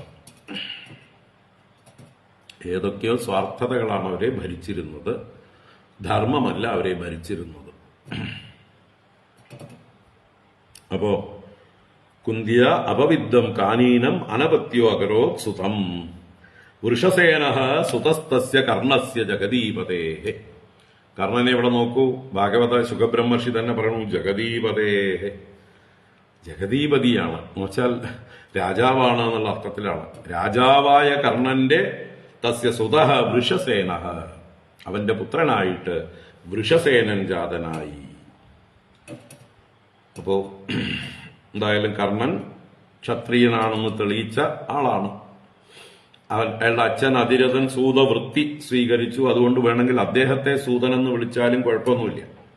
കാരണം അദ്ദേഹം പൗരുഷം തെളിയിക്കാതെ എന്താ പറയുക, കുതിരകളെ നോക്കുന്ന കാര്യത്തിലായിരുന്നു അദ്ദേഹത്തിന് താല്പര്യം. അതിരഥൻ വെറും കുതിരകളെ വളർത്തുകയും മേയ്ക്കുകയും തേരാളിയായിരിക്കുകയും ഒക്കെ ചെയ്യുന്ന പ്രവൃത്തിയായിരുന്നു അദ്ദേഹം ചെയ്തത്. അതുകൊണ്ട് അദ്ദേഹത്തെ സൂതൻ എന്ന് വിളിച്ചാലും ദോഷമില്ല. കാരണം അദ്ദേഹം തന്റെ ക്ഷാത്ര വീര്യം പ്രകടിപ്പിച്ചുകൊണ്ട് ഏതെങ്കിലും രാജ്യം വെട്ടിപ്പിടിക്കലോ ഒന്നും ഉണ്ടായില്ല. അത് പക്ഷെ പ്രശ്നമല്ല, ഗുണകർമ്മ വിഭാഗശഃ എന്നുള്ളത് കൊണ്ട്. കർണൻ തന്റെ ഗുണം കൊണ്ടും കർമ്മം കൊണ്ടും ക്ഷത്രിയനാണ്. ഇരിക്കട്ടെ. അപ്പോൾ കർണന്റെ പുത്രനാണ് വൃഷസേനൻ. ഈ വൃഷസേനനൊക്കെ മഹാഭാരത യുദ്ധത്തിൽ പങ്കെടുക്കുന്നുണ്ട്, മരിക്കുന്നുണ്ട്. അപ്പൊ ഇനി ആ വംശം വരെ പറഞ്ഞു. കർണന്റെ പുത്രനായ വൃഷസേനൻ വരെ പറഞ്ഞു. തുടരുന്നില്ല. പിന്നീട് തിരിച്ചു പോകുന്ന അവിടേക്ക് യയാതിയുടെ മറ്റൊരു പുത്രനായ ദ്രുഹ്യുവിന്റെ വംശം പറയാം. അപ്പോ കർണന്റെ പുത്രനായ വൃഷസേനൻ അവിവാഹിതനായിരിക്കുമ്പോൾ തന്നെ മരിച്ചു കാണും, അല്ലെങ്കിൽ വിവാഹിതനായിട്ടും സന്തതിയില്ലാതെ മരിച്ചു കാണും. അതുകൊണ്ട് ആ വംശം തുടർന്നില്ല. ഇനി അപ്പൊ അനുവിന്റെ വംശം കഴിഞ്ഞു. യയാതിപുത്രനായ അനുവിന്റെ വംശം കഴിഞ്ഞു. ഇനി യയാതിയുടെ മൂന്നാമത്തെ പുത്രനായ ദ്രുഹ്യുവിന്റെ വംശത്തെക്കുറിച്ച് ചുരുക്കി പറയും.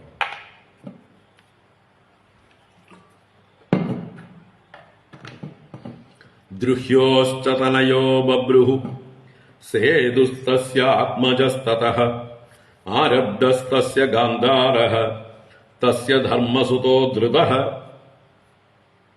ദ്രുഹ്യോശ്ച തനയോ ബഭ്രുഃ സേതുസ്തസ്യാത്മജസ്തതഃ ആരബ്ധസ്തസ്യ ഗാന്ധാരഃ തസ്യ ധർമ്മസുതോ ധൃതഃ.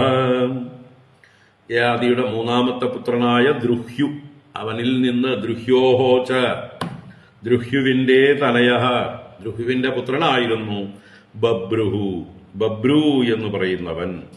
സേതുഹു തസ്യാത്മജഃ, അവന്റെ പുത്രനായിട്ട് സേതു, ബഭ്രുവിന്റെ മകനാണ് സേതു. ഇനിയോ തതഃ ആരബ്ധഃ, അവന്റെ പുത്രൻ ആരബ്ധൻ, സേതുവിന്റെ മകനാണ് ആരബ്ധൻ. പിന്നെയോ തസ്യ ഗാന്ധാരഃ, അവന്റെ പുത്രനായിട്ട് ഗാന്ധാരൻ. തസ്യ ധർമ്മസുതഃ, അവന്റെ പുത്രനായിട്ട് ധർമ്മസുതൻ. തസ്യ ധൃതഃ, അവന്റെ പുത്രനായിട്ട് ധൃതൻ. അപ്പൊ ഗാന്ധാരൻ എന്നുള്ളതും ഈ ഗാന്ധാര വംശമുണ്ടാകുന്നതും ഈ ദ്രുഹ്യുവിന്റെ വംശത്തിൽ നിന്ന് ആയിരിക്കും. ധൃതസ്യ ദുർമനാസ്തസ്മാത് പ്രചേതാഃ പ്രാചേതസംശതം മ്ലേച്ഛാധിപതയോ അഭൂവൻ ഉദീചീം ദിശമാശ്രിതാഃ. ധൃതസ്യ ദുർമനാസ്തസ്മാത് പ്രചേതാഃ പ്രാചേതസംശതം മ്ലേച്ഛാധിപതയോ അഭൂവൻ ഉദീചീം ദിശമാശ്രിതാഃ. ധൃതസ്യ ദുർമനാഃ, ആ ധൃതന്റെ പുത്രനാണ് ദുർമനസ് എന്ന് പറയുന്ന ആള്. അവനിൽ നിന്ന് തസ്മാത് പ്രചേതാഹ, അവനിൽ നിന്ന് പ്രചേതസ് എന്നൊരു പുത്രനുണ്ടായി. നമ്മുടെ പഴയ പ്രചേതസ് അല്ല, പ്രാചീന ബർഹിസിന്റെ മക്കളല്ല. ഇതൊരു പ്രചേതസ് എന്ന് പറയുന്ന ഒരാള്. നമ്മുടെ വാത്മീകിയുടെ അച്ഛന്റെ പേരും പ്രചേതസ്സാണ്, വരുണന്റെ പേരും പ്രചേതസ്സാണ്. അപ്പൊ അങ്ങനെയുള്ള പ്രചേതസ്സുകളിൽ ഒരു പ്രചേതസ് ഇയാള്. ആ പ്രചേതസ്സിന് 100 പുത്രന്മാരുണ്ടായി. അതാണ് പ്രാചേതസം ശതം. പ്രചേതസ്സിന് 100 മക്കൾ, പ്രാചേതസ്സുകൾ. അവർ 100 പേരെ ജനിപ്പിച്ചു. അവരൊക്കെ എന്തായിത്തീർന്നു? അവർ മ്ലേച്ഛാധിപതയോ അഭൂവൻ ഉദീചീം ദിശം ആശ്രിതാഹ.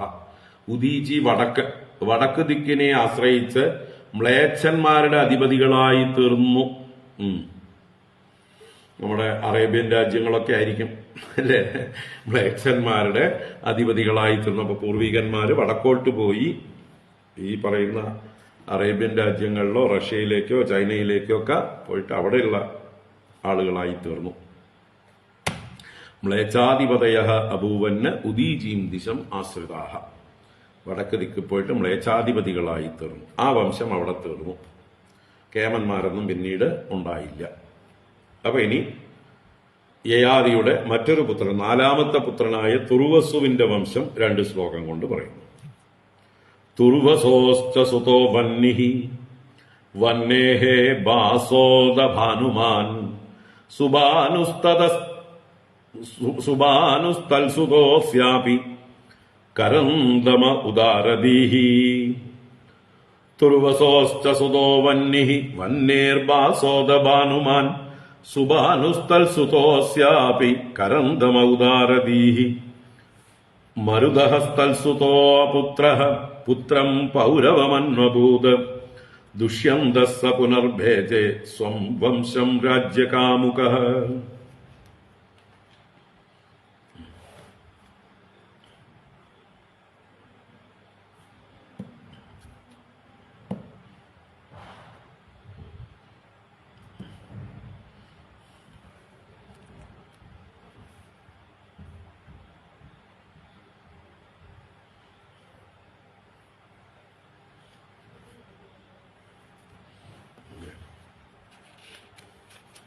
ഒരു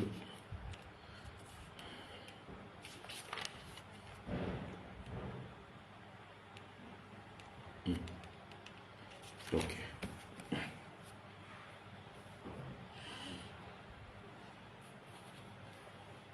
തുർവസോശ്ച സുതോ വന്നി. തുർവസുവിന്റെ സുതനാണ് വന്നി. യയാതിയുടെ മറ്റൊരു പുത്രനായ തുർവസു, യദു തുർവസു. ശരിയാണ്, 2ാമത്തെ പുത്രനാണ് തുർവസു. യദു തുർവസു ദേവയാനിയുടെ മക്കളും. അനു ദ്രുഹ്യു പൂരു ശർമ്മിഷ്ഠയുടെ പുത്രന്മാരുമാണ്. അനു, ദ്രുഹ്യു, പൂനു ശർമ്മിഷ്ഠയുടെ പുത്രന്മാരും യദു, തുർവസു ദേവയാനിയുടെ പുത്രന്മാരാണ്. അപ്പൊ തുർവസോഹോ, ആ യയാദിയുടെ രണ്ടാമത്തെ പുത്രനായ തുർവസുവിന്റെ വംശമായിട്ട് വന്നി, തുർവസുവിന്റെ പുത്രൻ വന്നി, വന്നിയുടെ പുത്രൻ ഭാസഹ, വന്നേഹേ ഭാസഹ, അത് ഭാനുമാൻ. പിന്നീട് അവന്റെ പുത്രനായിട്ട് ഭാനുമാൻ, ഭാനുമാന്റെ പുത്രനായിട്ട് സുഭാനു, സുഭാനുവിന്റെ പുത്രനായിട്ട് അസ്യാഭി കരന്തമഹ ഉദാരദീഹി, ഉദാരബുദ്ധിയായ മഹാദാനശീലനായ കരന്തമൻ എന്ന പുത്രൻ ഉണ്ടായി. അപ്പൊ തുർവസുവിന്റെ പുത്രൻ വന്നി, അവിടുന്ന് ഭാസൻ, ഭാനുമാൻ, സുഭാനു, കരന്തമൻ, ഇങ്ങനെ പരമ്പര പറഞ്ഞു. തുടർന്ന് മരുതഹ തൽസുതോ, ആ കരന്തമന്റെ പുത്രനായിട്ട് മരുതൻ, അവനോ അപുത്രഹ, അവൻ പുത്രനുണ്ടായിരുന്നില്ല, കരന്തമനിൽ പുത്രനുണ്ടായില്ല. അതുകൊണ്ട് പൂരുവിന്റെ വംശത്തിൽ ജനിച്ച ദുഷ്യന്തനെ പിന്നീട് പുത്രനായിട്ട് സ്വീകരിച്ചു. അത് മറ്റൊരു ദുഷ്യന്തൻ, പഴയ ദുഷ്യന്തനല്ല.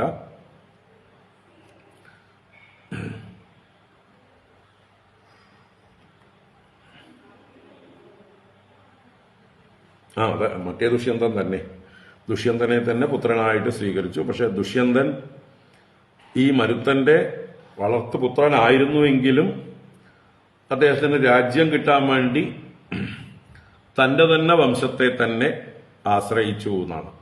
പൂർവവംശത്തെ തന്നെ ആശ്രയിച്ചു. അങ്ങനെ പൂർവവംശത്തിൽ ജനിച്ച ദുഷ്യന്തനെ പൗരവംശത്തെ മരുതൻ ദത്തെടുത്തുവെങ്കിലും അവൻ പൂർവവംശജനായി തന്നെ തുടർന്ന് രാജാവായി എന്ന് ഇവിടെ സൂചിപ്പിക്കണം. ദുഷ്യന്തൻ പൂരുവിന്റെ വംശത്തിൽ ജനിച്ചവനാണ്. മരുതന്റെ വളർത്തുപുത്രനെ പോലെ വളർത്തപ്പെട്ടു എങ്കിലും പൗരവ വംശത്തെ തന്നെ സ്വീകരിച്ച് രാജ്യഭാരം ഏറ്റെടുത്തു. അപ്പൊ ഭരതന്റെ അച്ഛനായിട്ടുള്ള ദുഷ്യന്തൻ തന്നെയാണിത്.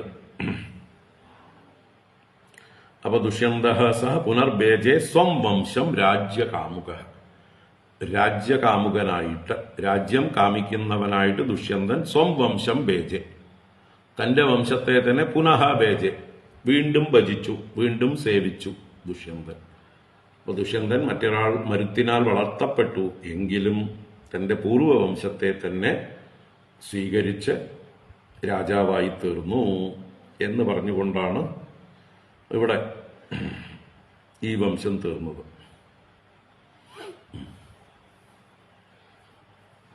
അപ്പൊ അങ്ങനെ തുർവസുവിന്റെ വംശവും പറഞ്ഞു കഴിഞ്ഞു. ഇനി യയാദേഹ ജ്യേഷ്ഠപുത്രസ്യ യഥോർവംശം നരർഷഭ വർണ്ണയാമി മഹാപുണ്യം സർവപാപഹരം നൃണാം. ഇത് വരികൾ തമ്മിൽ പുസ്തകത്തിൽ അങ്ങോട്ടും ഇങ്ങോട്ടും ചേർക്കുന്നത് വിട്ടുപോയിട്ടുണ്ട്. അത് ഇതിനോട് ചേർക്കണം. വർണ്ണയാമി മഹാപുണ്യം സർവപാപഹരം നൃണാം എന്നുള്ളത് ഈ യയാദേർ ജ്യേഷ്ഠപുത്രസ്യ യഥോർവംശം നരർഷഭ എന്നുള്ളതിന്റെ കൂടെ ചേർക്കണം. അപ്പോഴേ അന്വയം ശരിയാവുള്ളൂ. അപ്പൊ യയാദേഹേ ജ്യേഷ്ഠപുത്രസ്യ യഥോഹോ വംശം. ഹേ നരർഷഭ, അല്ലയോ പരീക്ഷിത്ത് രാജാവേ, കേട്ടോളൂ, യയാദിയുടെ ജ്യേഷ്ഠപുത്രനായ യദുവിന്റെ വംശത്തെക്കുറിച്ച് പറയാം. വർണ്ണയാമി, ഞാൻ പറഞ്ഞു തരാം. അതെന്താ? മഹാപുണ്യം സർവപാപഹരം നൃണാം. ആ യദുവംശത്തെക്കുറിച്ച് കേൾക്കുന്നത് മഹാപുണ്യമാണ്, നമ്മളെ ശുദ്ധീകരിക്കുന്നതാണ്, എല്ലാ പാപങ്ങളെയും ഹരിക്കുന്നതാണ്, മനുഷ്യന്മാരുടെ കേൾക്കുന്നവരുടെ പാപങ്ങളെയൊക്കെ നശിപ്പിക്കുന്നതാണ് എന്ന് പറഞ്ഞിട്ട് ഒന്നുകൂടെ ആ വംശത്തെ പുകഴ്ത്തുകയാണ്. എന്താ പറയാ, അതിന്റെ മാഹാത്മ്യം പറയുകയാണ്.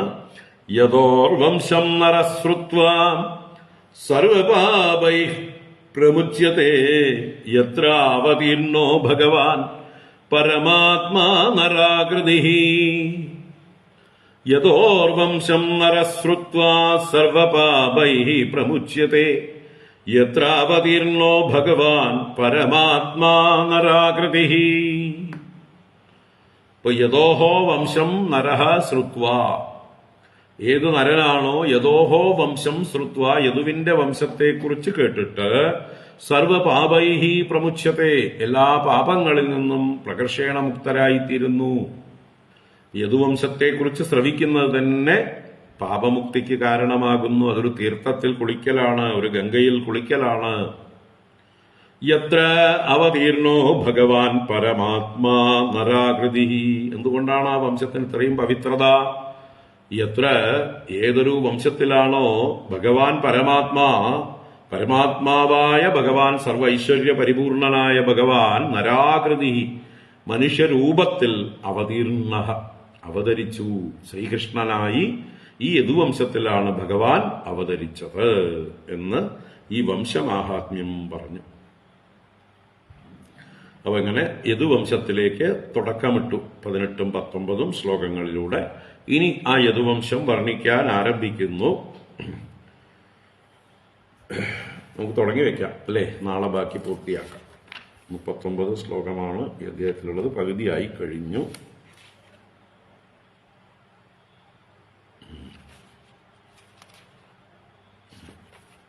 ഇന്നിപ്പോ തുടങ്ങിയാൽ തീരുമില്ല, അല്ലെങ്കിൽ തീരുന്നവരെ പറയട്ടെ, ഒറ്റയടിക്ക് പറയാം. ഇതിലിപ്പോ കാര്യമായിട്ട് പറയാനുള്ളത് കാർത്തവീര്യാർജുനന്റെ കഥയാണ്. നോക്കാം. വംശം ആരംഭിക്കുന്നു. യദുവംശം. യതോഹോ സഹസ്രജിത് ക്രോഷ്ട നളോരിപുരിതി ശ്രുതാഃ ചത്വാരസൂനവസ്തത്ര ശതജിത് പ്രഥമാത്മജഃ. യതോഹോ സഹസ്രജിത് ക്രോഷ്ട നളോരിപുരിതി ശ്രുതാഃ ചത്വാരഃ സൂനവഃ തത്ര ശതജിത് പ്രഥമാത്മജഃ. ഇവിടെ യദോഹോ യദുവിൽ നിന്ന്, സഹസ്രജിത്ത്, ക്രോഷ്ടൻ, നളൻ, രിപുഹു 4 പേര്. ഇതി ശ്രുതാഹ ചത്വാരഹ സൂനവഹ എന്നിങ്ങനെ പേരുകേട്ട 4 മക്കളായിരുന്നു യദുവിന്. യദുവിന്റെ 4 മക്കള് സഹസ്രജിത്ത്, ക്രോഷ്ട, നളഹ, രിപുഹു. എന്നിട്ട് പറയുന്നു തത്ര ശതജിത് പ്രഥമാത്മജ. ഇവിടെ പ്രഥമാത്മജ എന്ന് പറഞ്ഞാൽ പ്രഥമന്റെ ആത്മജൻ. പ്രഥമൻ എന്നാൽ ഒന്നാമൻ സഹസ്രജിത്ത്. സഹസ്രജിത്തിന്റെ പുത്രനായിട്ട് ശതജിത്ത് അല്ലെ? മുമ്പ് ഒരു ശതജിത്തിന്റെ പുത്രനായിട്ട് സഹസ്രജിത്ത് ജനിച്ചു. ഇവിടെ സഹസ്രജിത്തിന്റെ പുത്രനായിട്ട് ശതജിത്ത് ജനിച്ചു. ഇതാണ് യദുവിന്റെ വംശം. ഇനി മഹാഹയോ വേണുഹയോ ഹൈഹയശ്ചേതി തൽസുതാഃ ധർമ്മസ്തു ഹൈഹയസുതോ നേത്രഃ കുന്ദേഃ പിതാ തതഃ. മഹാഹയോ വേണുഹയോ ഹൈഹയശ്ച ഇതി തൽസുതാഃ ധർമ്മസ്തു ഹൈഹയസുതോ നേത്രഃ കുന്ദേഃ പിതാ തതഃ. മഹാഹയൻ, വേണുഹയൻ, ഹൈഹയൻ ഇതി തൽസുതാഃ.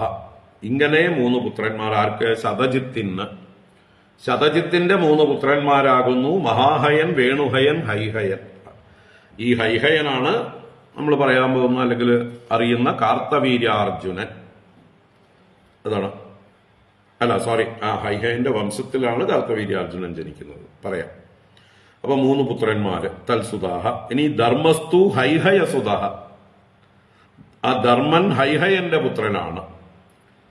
അവന്റെ പുത്രനായിട്ട് നേത്രഃ. അവൻ കുന്തിയുടെ പിതാവാകുന്നു. അപ്പൊ കുന്തി നേത്രന്റെ മകനാകുന്നു. അപ്പൊ ഹൈഹയന്റെ പുത്രൻ ധർമ്മൻ, ധർമ്മന്റെ പുത്രൻ നേത്രൻ, നേത്രന്റെ പുത്രൻ കുന്തി. കുന്തി എന്നുള്ളത് ഒരു പുരുഷന്റെ പേരാണ് ഇവിടെ കേട്ടോ. കുന്തിഹി എന്നെടുക്കണം. മറ്റത് കുന്തി എന്ന് ദേവിയുടെ പേര്.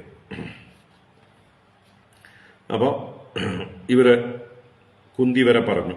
പിന്നീട് സോഹഞ്ചിത് അഭവത് കുന്ദേഃ മഹിഷ്മാൻ ഭദ്രസേനകഃ ദുർമദോ ഭദ്രസേനസ്യ ധനകഃ കൃതവീര്യസൂഃ. സോഹഞ്ചിദഭവത് കുന്ദേഃ മഹിഷ്മാൻ ഭദ്രസേനകഃ ദുർമദോ ഭദ്രസേനസ്യ ധനകഃ കൃതവീര്യസൂഃ.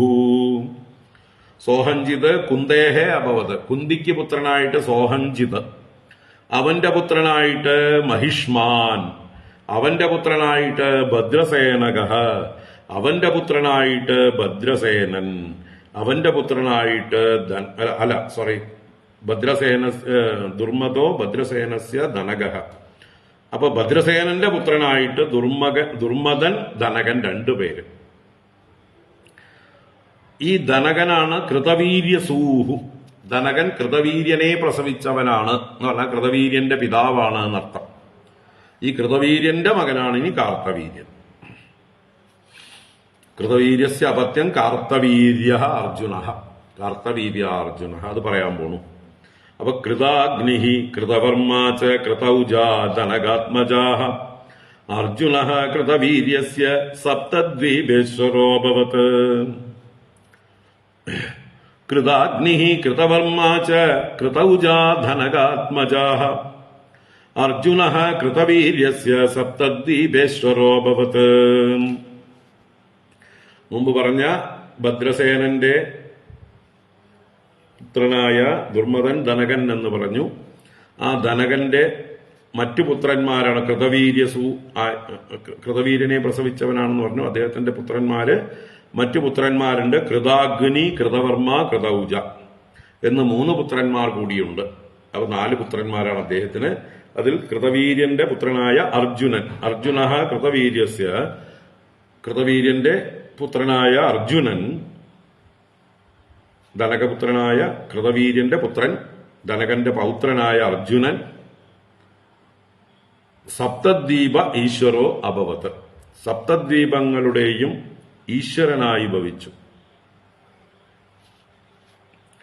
7 ദ്വീപുകളുടെ അധിപനായി ഭവിച്ചു എന്നർത്ഥം. അപ്പൊ ഭൂമിയുടെ മുഴുവൻ അധിപനായി നർത്ഥം. ഭൂമിക്കാകെ 7 ദ്വീപുകളാണ്. ജംബൂദ്വീപം, പ്ലക്ഷദ്വീപം, ശാൽമലദ്വീപം, ക്രൗഞ്ചദ്വീപം, ഇങ്ങനെ 7 ദ്വീപുകളുടെയും അധിപനായി തീർന്നു എന്നാണ്. ഭൂമിയുടെ മുഴുവൻ അധിപനായി തീർന്നു കാർത്തവീര്യാർജുനൻ. കൃതവീര്യന്റെ മകനായ കാർത്തവീര്യൻ അർജുനൻ എന്ന് അദ്ദേഹത്തെ വിളിക്കപ്പെടുന്നു. അങ്ങനെ 2 പേര്, കാർത്തവീര്യൻ അർജുനൻ, കാർത്തവീര്യാർജുനൻ. ഹേഹയ വംശത്തിൽ പിറന്നവൻ, ഹേഹയാധിപൻ.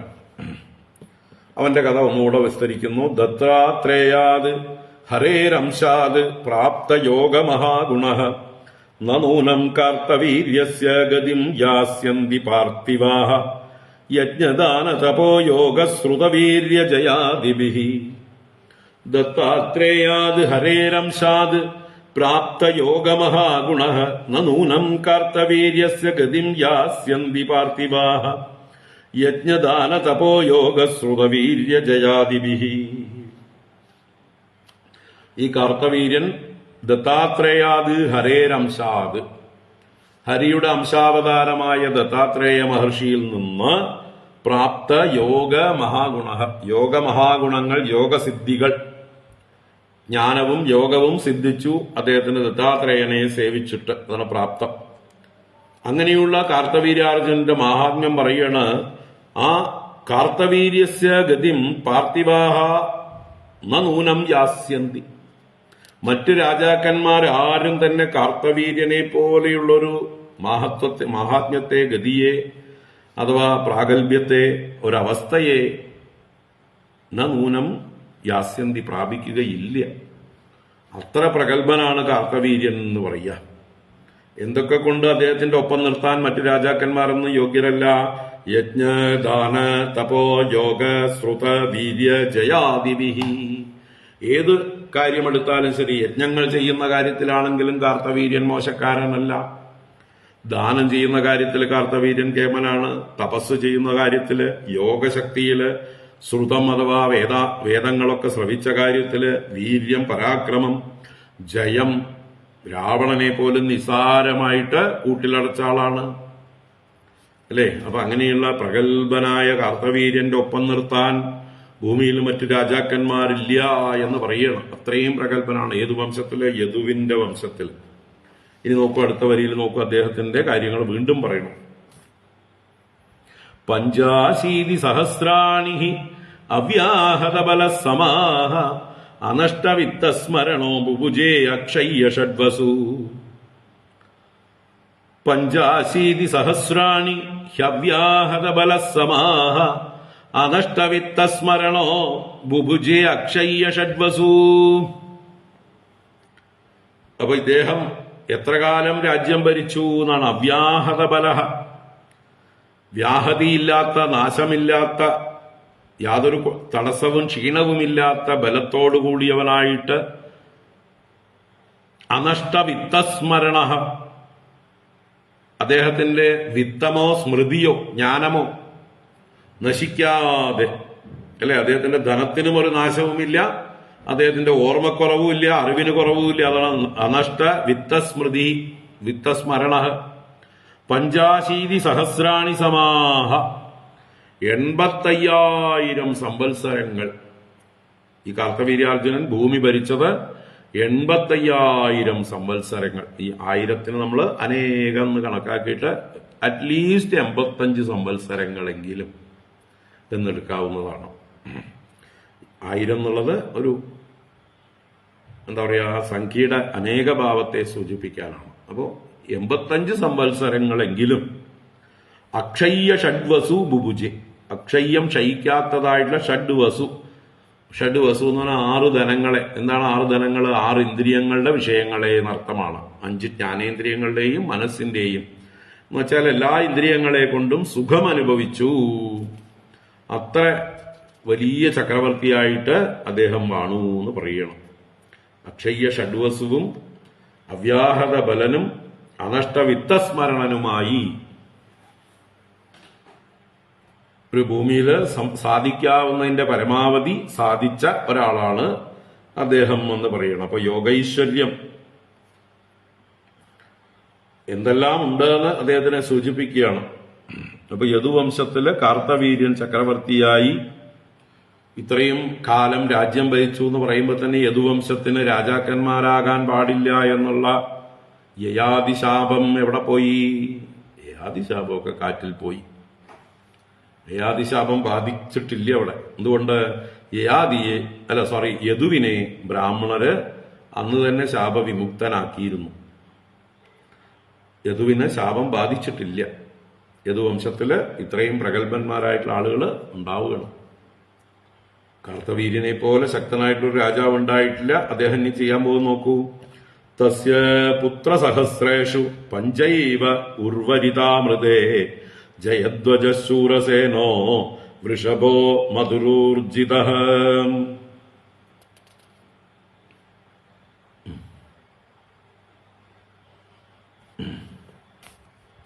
അപ്പൊ അദ്ദേഹത്തിന്റെ വംശത്തെക്കുറിച്ച് പറയുകയാണ്. പിന്നെ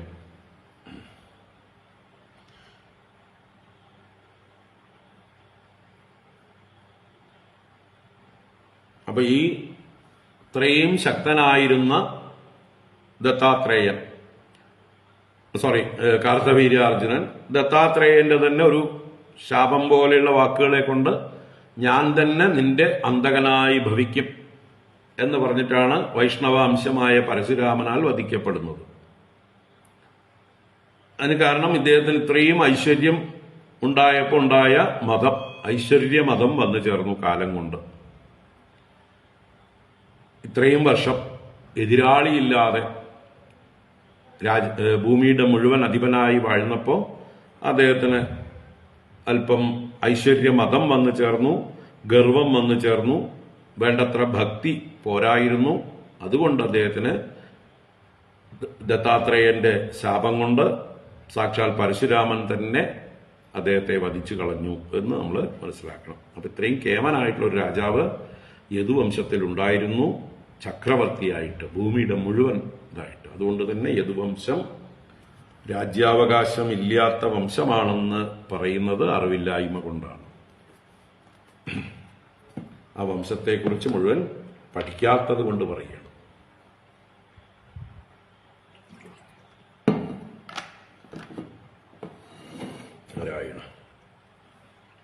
അപ്പൊ തസ്യ പുത്രസഹസ്രേഷു പഞ്ചയേവ ഉർവരിതാമൃതേ ജയധ്വജഃ ശൂരസേനോ വൃഷഭോ മധു ഊർജിതഃ. അദ്ദേഹത്തിന് 1000 പുത്രന്മാരുണ്ടായിരുന്നു. തസ്യ പുത്രസഹസ്രേഷു 1000 പുത്രന്മാരുണ്ടായിരുന്നതിൽ പരശുരാമനോട് യുദ്ധം ചെയ്ത് 5 പേർ മാത്രം ബാക്കിയായി. അതാണ് പഞ്ചയേവ ഉർവരിതാമൃതേ. മൃതേ യുദ്ധേ. ഉർവരിത എന്ന് പറഞ്ഞാല് ബാക്കി ശേഷിച്ചവരായി തീർന്നത്, അവശിഷ്ടന്മാരായത് എന്നർത്ഥമാണ്.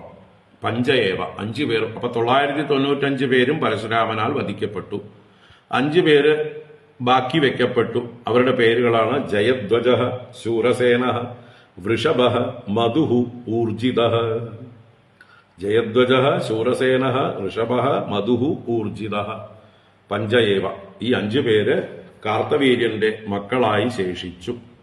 ജയധ്വജാത് താലജംഗഃ തസ്യ പുത്രശതം തു അഭൂത് ക്ഷത്രം യത്താലജംഗാഖ്യം ഔർവതേജോപസംഹൃതം. ജയധ്വജാത് താലജംഗഃ തസ്യ പുത്രശതം ത്വഭൂത് ക്ഷത്രം യത്താലജംഗാഖ്യം ഔർവതേജോപസംഹൃതം. അതിൽ അവശേഷിച്ചവരിൽ 5 പേരിൽ ജയധ്വജൻ എന്ന മൂത്തപുത്രനിൽ നിന്ന് താലജംഗൻ, തസ്യ പുത്രശതം അവന് 100 പുത്രന്മാരുണ്ടായി. താലജംഗന് 100 പുത്രന്മാരുണ്ടായി. അവരുടെ വംശം താലജംഗം എന്നു പേരായ ക്ഷത്രിയവർഗം. അതിൽ ക്ഷത്രം യത്താലജംഗാഖ്യം ഔർവതേജ ഉപസംഹൃതം.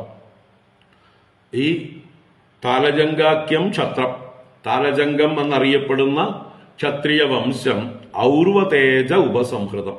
ഔർവൻ എന്ന മഹർഷിയുടെ തേജസ് കൊണ്ട് ഉപസംഹരിക്കപ്പെട്ടു, നശിപ്പിക്കപ്പെട്ടു. ഔർവൻ എന്നത് ഒരു ഋഷിയാണ്. നമ്മുടെ എന്താ പറയുക, സഗരനെ രക്ഷിച്ച ഋഷിയാണ്. നമ്മുടെ സൂര്യവംശത്തില് സഗരനോട് ചേർന്ന് ഔർവന്റെ ഓർമ്മ വേണം. ഔർവനെ കുറിച്ച് പറഞ്ഞിട്ടുണ്ട്. ആ ഔർവനാണ് സഗരനെ രക്ഷിച്ചത്. അപ്പൊ ആ ഔർവന്റെ തേജസ് കൊണ്ട് സഗര മഹാരാജാവ് തന്റെ ശത്രുക്കളായി തീർന്ന ഈ താലജംഗന്മാരെന്ന് പറയുന്ന ആളുകളെ 100 പേരെ വധിച്ചു കളഞ്ഞു എന്ന് അവിടെയും പറഞ്ഞിട്ടുണ്ട്. ഇവിടെ അതൊന്നുകൂടെ ഓർമ്മിപ്പിക്കുകയാണ്. ഈ വംശത്തിലാണത്. കാർത്തവീര്യന്റെ വംശത്തിൽ വന്ന ജയധ്വജന്റെ പുത്രന്മാരായി 100 പേര് താലജംഗന്റെ പുത്രന്മാരായി താലജംഗന്മാരെന്ന ക്ഷത്രിയ വംശം ഔർവന്റെ തേജസ്സിനാൽ നശിപ്പിക്കപ്പെട്ടു. സഗര മഹാരാജാവാണ് അതിൽ നിമിത്തമാകുന്നത്. തേഷാം ജ്യേഷ്ഠോ വീതിഹോത്രോ വൃഷ്ണിഃ പുത്രോ മദോഹോ സ്മൃതഃ. തസ്യ പുത്രശതം ത്വാസീത് വൃഷ്ണിജ്യേഷ്ഠം യതഃകുലം മാധവാ വൃഷ്ണയോ രാജൻ യാദവാശ്ചേതി സംജ്ഞിതാഃ. തേഷാം ജ്യേഷ്ഠോ വീതിഹോത്രോ വൃഷ്ണിഃ പുത്രോ മദോഹോ സ്മൃതഃ. തസ്യ പുത്രശതം ത്വാസീത് വൃഷ്ണിജ്യേഷ്ഠം യതഃകുലം മാധവാ വൃഷ്ണയോ രാജൻ യാദവാശ്ചേതി സംജ്ഞിതാഃ. ഇവരിൽ ഈ 100 താലജംഗന്മാര് മരിച്ചു എന്ന് പറഞ്ഞില്ലേ, അതിലൊരാളാണ് താലജംഗന്മാരുടെ ജ്യേഷ്ഠപുത്രനാണ് വീതിഹോത്രൻ. തേഷാം ജ്യേഷ്ഠോ വീതിഹോത്ര. ആ വീതിഹോത്രന്റെ പുത്രനാണ് മധു. മദോഹോ പുത്ര വൃഷ്ണിഹി. മധുവിന്റെ പുത്രനായിട്ട് വൃഷ്ണിഹി സ്മൃതഃ പറയപ്പെടുന്നു. അപ്പൊ വീതിഹോത്രന്റെ പുത്രൻ മധുവും മധുവിന്റെ പുത്രൻ വൃഷ്ണിയും. പിന്നെ തസ്യ പുത്രശതം ത്വാസീത് വൃഷ്ണി ജ്യേഷ്ഠം യതഃകുലം. ആ മധുവിന് വൃഷ്ണിയുടെ കൂടെ തന്നെ 100 പുത്രന്മാരുണ്ടായി. മദോഹോ പുത്ര വൃഷ്ണിഹി എന്ന് പറഞ്ഞല്ലോ. ആ വൃഷ്ണിക്ക് അനുജന്മാരായിട്ട് 99 പേരും. അങ്ങനെ മധുവിന്റെ പുത്രന്മാരായി വൃഷ്ണിയോടുകൂടി 100 പേര്. അവരിൽ ജ്യേഷ്ഠനാണ് വൃഷ്ണി. അപ്പൊ മധുവിൽ നിന്ന് ജനിച്ചത് കൊണ്ടാണ് ഈ വംശത്തിന് മധുവംശം, മാധവ വംശം. ആ മാധവവംശത്തിൽ വൃഷ്ണിയിൽ നിന്നുണ്ടായവരെ വൃഷ്ണികൾ എന്നും വിളിക്കുന്നു. ഈ വൃഷ്ണി വംശത്തിലാണ് ഭഗവാൻ ശ്രീകൃഷ്ണൻ ശൂരസേനന്റെ പുത്രനായ വസുദേവന്റെ പുത്രനായി ജനിക്കുന്നത്. അതാണ്, അവരാണ് വൃഷ്ണി. അപ്പൊ മധുവിൽ നിന്നുണ്ടായവർ വൃഷ്ണി, വൃഷ്ണിയിൽ നിന്നുണ്ടായവർ തുടർന്നു. അപ്പൊ എല്ലാവരുടെയും മൂലപുരുഷൻ യദുവായതുകൊണ്ടാണ് മാധവന്മാരും വൃഷ്ണികളും യാദവാശ്ച ഇതി സംജ്ഞിതാഃ. മാധവാഹ മധുവംശജന്മാര്, വൃഷ്ണയ വൃഷ്ണിവംശജന്മാര്, ഇവരൊക്കെ തന്നെ യാദവാഹ ഇതി സംജ്ഞിതാഃ. ഇവരൊക്കെ യാദവന്മാരാണ്, യദുവിന്റെ വംശത്തിൽപ്പെട്ടവരാണ്. അപ്പൊ യദുവിന്റെ വംശത്തില് മധുവംശം അല്ലെങ്കിൽ മാധവവംശം, അതുപോലെ വൃഷ്ണിവംശം. ഇനിയും തുടരുന്നു. യദുപുത്രസ്യ ചക്രോഷ്ടോഹോ പുത്രോ വൃജിനവാൻ തതഃ സ്വാഹിസ്തതോ ഋഷേ കുർവൈ തസ്യ ചിത്രരഥസ്തതഃ. യദുപുത്രസ്യ ചക്രോഷ്ടോഹോ പുത്രോ വൃജിനവാൻ തതഃ സ്വാഹിസ്തതോ ഋഷേ കുർവൈ തസ്യ ചിത്രരഥസ്തതഃ. യദുപുത്രസ്യ ക്രോഷ്ടഃ പുത്രഃ. ക്രോഷ്ടാവ് അവന്റെ പുത്രനായിട്ട് വൃജിനവാൻ എന്നു പേരായ പുത്രൻ. യദുവിന്റെ രണ്ടാമത്തെ പുത്രൻ ക്രോഷ്ടാവ്, അവന്റെ പുത്രനായിട്ട് വൃജിനവാൻ എന്നു പേരായ പുത്രൻ. അവനിൽ നിന്ന് ശ്വാഹി, അവനിൽ നിന്ന് ഋഷേഗുഹു, അവനിൽ നിന്ന് ചിത്രരഥൻ. ഇങ്ങനെ അല്ലെ, ക്രോഷ്ടന്റെ പുത്രൻ വൃജിനവാൻ, അവന്റെ പുത്രൻ ശ്വാഹി, തതഃ ഋഷേഗുഹു, തസ്യ ചിത്രരഥ. അങ്ങനെ വംശം തുടരുകയാണ്. സശബിന്ദുഹു മഹായോഗി മഹാഭോഗോ മഹാനഭൂത് ചതുർദശ മഹാരത്നഃ ചക്രവർത്തി അപരാജിതഃ. ശശബിന്ദുഹു മഹായോഗി മഹാഭോഗോ മഹാനഭൂത് ചതുർദശ മഹാരത്നഃ ചക്രവർത്തി അപരാജിതഃ. അപ്പൊ ആ ചിത്രരഥന്റെ പുത്രനായിട്ട് ശശബിന്ദു എന്നു പേരുള്ള ഒരു മഹായോഗിയായ ചക്രവർത്തി ശശബിന്ദു ഉണ്ടായി. ആ ശശബിന്ദു വലിയൊരു ചക്രവർത്തിയാവുന്നു പറയുകയാണ്. അതാണ് മഹാഭോഗ മഹാനഭൂത്. അദ്ദേഹം മഹായോഗിയാണ്, മഹാഭോഗങ്ങളോടുകൂടിയവനാണ്, മഹാനാണ്. അദ്ദേഹം ചതുർദശ മഹാരത്ന എന്ന് പറയുന്നുണ്ട്. 14 വിധ പദാർത്ഥങ്ങളിൽ വെച്ച് രത്നങ്ങൾ, ഹയരത്നം, ഗജരത്നം, തരുരത്നം, സ്ത്രീരത്നം അല്ലെ, ഇങ്ങനെ ഓരോ വംശത്തിലും രത്നങ്ങളാണ്. എന്തൊക്കെയാണ്? ആന, കുതിര, തേര്, സ്ത്രീ, ബാണം, നിധി, മാല്യം, വസ്ത്രം, വൃക്ഷം, ശക്തി, പാശം, രത്നം, ഛത്രം, വാഹനം. ഇങ്ങനെ 14 ജാതികളിൽ വെച്ച് ദ ബെസ്റ്റിനെയാണ് രത്നം എന്ന് പറയുക. ഓരോ വകുപ്പിലും ഏറ്റവും ശ്രേഷ്ഠമായത്. ഇപ്പൊ സ്ത്രീരത്നമായിട്ട് മഹാലക്ഷ്മിയെ പറയാം, വൃക്ഷങ്ങളിൽ വെച്ച് പാരിജാതം, ആനകളിൽ വെച്ച് ഐരാവതം, കുതിരകളിൽ വെച്ച് ഉച്ചൈസ്രവസ്. ഇങ്ങനെ അതാത് വകുപ്പുകളിൽ ആരാണോ ശ്രേഷ്ഠമായിരിക്കുന്നത്, ഏറ്റവും അമൂല്യമായതായിരിക്കുന്നത്, അത് രത്നം. അല്ല, രത്നം എന്ന് പറഞ്ഞാൽ ജ്വൽ എന്ന അർത്ഥം മാത്രമല്ല സംസ്കൃതത്തില്. സ്ത്രീരത്നം എന്ന് പറഞ്ഞാൽ സ്ത്രീകളിൽ വെച്ച് രത്നം, ഹയരത്നം കുതിരകളിൽ വെച്ച് രത്നം. അപ്പൊ ഇങ്ങനെ 14 രത്നങ്ങളാണ് പറയുന്നത്. നമ്മുടെ ദേവീ മാഹാത്മ്യത്തിലും നമ്മുടെ ശുംഭനിശുംഭന്മാർ എല്ലാ രത്നങ്ങളും സ്വന്തമാക്കിയിരുന്നു. ഒരു സ്ത്രീരത്നത്തിന്റെ കുറവുണ്ടായിരുന്നു. ആ സ്ത്രീരത്നമായിട്ടാണ് സാക്ഷാൽ ചണ്ഡികാദേവിയെ പ്രാപിക്കാൻ ശ്രമിക്കുന്നത്. ഞങ്ങൾക്ക് എല്ലാ രത്നവും തികഞ്ഞിട്ടുണ്ട്, ഒരു രത്നത്തിന്റെ കുറവുണ്ട്. ലോകത്തിലേക്ക് വെച്ച് ഏറ്റവും സുന്ദരിയായ എല്ലാ ലക്ഷണങ്ങളും തികഞ്ഞൊരു സ്ത്രീരത്നം, അത് നീയാണെന്ന് ഞങ്ങൾ മനസ്സിലാക്കുന്നു. അതുകൊണ്ട് നീയും ഞങ്ങൾക്ക് ചേർന്നാൽ ഞങ്ങൾ പൂർണ്ണരായി എന്ന് ആ ശുംഭനിശുംഭന്മാർ ദൂതൻ വഴി, സുഗ്രീവൻ വഴി ദേവിയോട് ചെന്ന് പറയുന്നുണ്ട്. ദേവി മാഹാത്മ്യം വായിക്കുന്നവർക്കും പഠിച്ചിട്ടുള്ളവർക്കും അറിയാം. അപ്പോൾ 14 രത്നങ്ങളാണ് വിശേഷ രത്നങ്ങൾ. അത് ഇതൊക്കെയാണ്: ഒന്ന് ഗജം, വാജി, രഥം, സ്ത്രീ, നിധി, മാല്യം, അംബരം, ദ്രുമം, ശക്തി, പാശം, മണി, ഛത്രം, വിമാനം. ഇങ്ങനെ അതിലൊരു രത്നവും കൂടിയുണ്ട്. മണി എന്ന് പറഞ്ഞാൽ രത്നം. അപ്പൊ ഇങ്ങനെയുള്ള 14 തരം രത്നങ്ങളുണ്ട്. അതെല്ലാം സ്വന്തമാക്കിയ ആളായിരുന്നു ആര്? ഈ ശശബിന്ദു. അപ്പൊ ആള് ഈ യദുവംശത്തിൽ പിറന്ന മറ്റൊരു ചക്രവർത്തി. നോക്കൂ, ഇനി അദ്ദേഹത്തിന്റെ മാഹാത്മ്യം പറയുന്നു. ചതുർദശ മഹാരത്ന ചക്രവർത്തി അപരാജിത. ചക്രവർത്തി എന്ന് പറഞ്ഞാൽ ഭൂമണ്ഡലത്തിന്റെ മുഴുവൻ രാജാവ് എന്നാണ് അർത്ഥം. ചക്രം എന്നാൽ ഭൂമണ്ഡലം എന്നാണ് അർത്ഥം. അതിന്റെ മുഴുവൻ രാജാ, ചക്രവർത്തി, ചക്രത്തിൽ വർത്തിക്കുന്നവൻ, ഭൂമണ്ഡലത്തിന്റെ മുഴുവൻ അധിപതിയായിരിക്കുന്ന. അപ്പൊ നോക്കൂ, യദുവംശത്തിലെ കാർത്തവീര്യൻ കഴിഞ്ഞതാ ശശബിന്ദു. അപ്പൊ എന്തു കുറവാണ് യദുവംശത്തിനുള്ളത്? ആ ശശബിന്ദുവിന്റെ മാഹാത്മ്യം പറയുന്നു. തസ്യ പത്നി സഹസ്രാണാം ദശാനാം സുമഹായശാഃ ദശലക്ഷസഹസ്രാണി പുത്രാണാം താസു അജീജനത്. തസ്യ പത്നി സഹസ്രാണാം ദശാനാം സുമഹായശാഃ ദശലക്ഷസഹസ്രാണി പുത്രാണാം താസു അജീജനത്. തസ്യ അദ്ദേഹത്തിന് പത്നി സഹസ്രാണാം ദശാനാം, ദശാനാം പത്നി സഹസ്രാണം, പത്നികൾ 10,000, ദശങ്ങളുടെ സഹസ്രങ്ങൾ എന്ന് പറഞ്ഞാൽ 10,000 പത്നിമാരുണ്ടായിരുന്നു അദ്ദേഹത്തിന്. അപ്പൊ എത്ര കേമനായിരുന്നു നോക്കൂ. അതിൽ പുത്രാണാം ദശലക്ഷ സഹസ്രാണി, ഈ 10,000 പേരിൽ 1,00,000 വീതം സന്തതികളാണ്, ഓരോരുത്തരിലും 1,00,000. അപ്പൊ അങ്ങനെ ദശലക്ഷ സഹസ്രാണി, 10,00,000 സഹസ്രങ്ങൾ. അത്രയും പുത്രന്മാരാണ് അദ്ദേഹത്തിനുണ്ടായിരുന്നത്. വലിയൊരു സാമ്രാജ്യം തന്നെ പുത്രന്മാരെ കൊണ്ട് തന്നെ ഉണ്ടായിരുന്നു അജീജനത്. അങ്ങനെ സുമഹായശാഹ, അദ്ദേഹം ഏറ്റവും യശസ്വിയായിരുന്നു, മഹായോഗിയും മഹാഭോഗിയുമായിരുന്നു.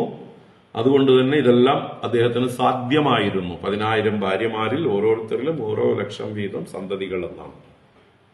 കുറച്ച് സംഖ്യകളെ നമ്മൾ അനേകം എന്നുള്ള അർത്ഥത്തിൽ എടുത്താലും നിങ്ങൾക്ക് തൃപ്തിയാവുമെങ്കിൽ അങ്ങനെ മതി.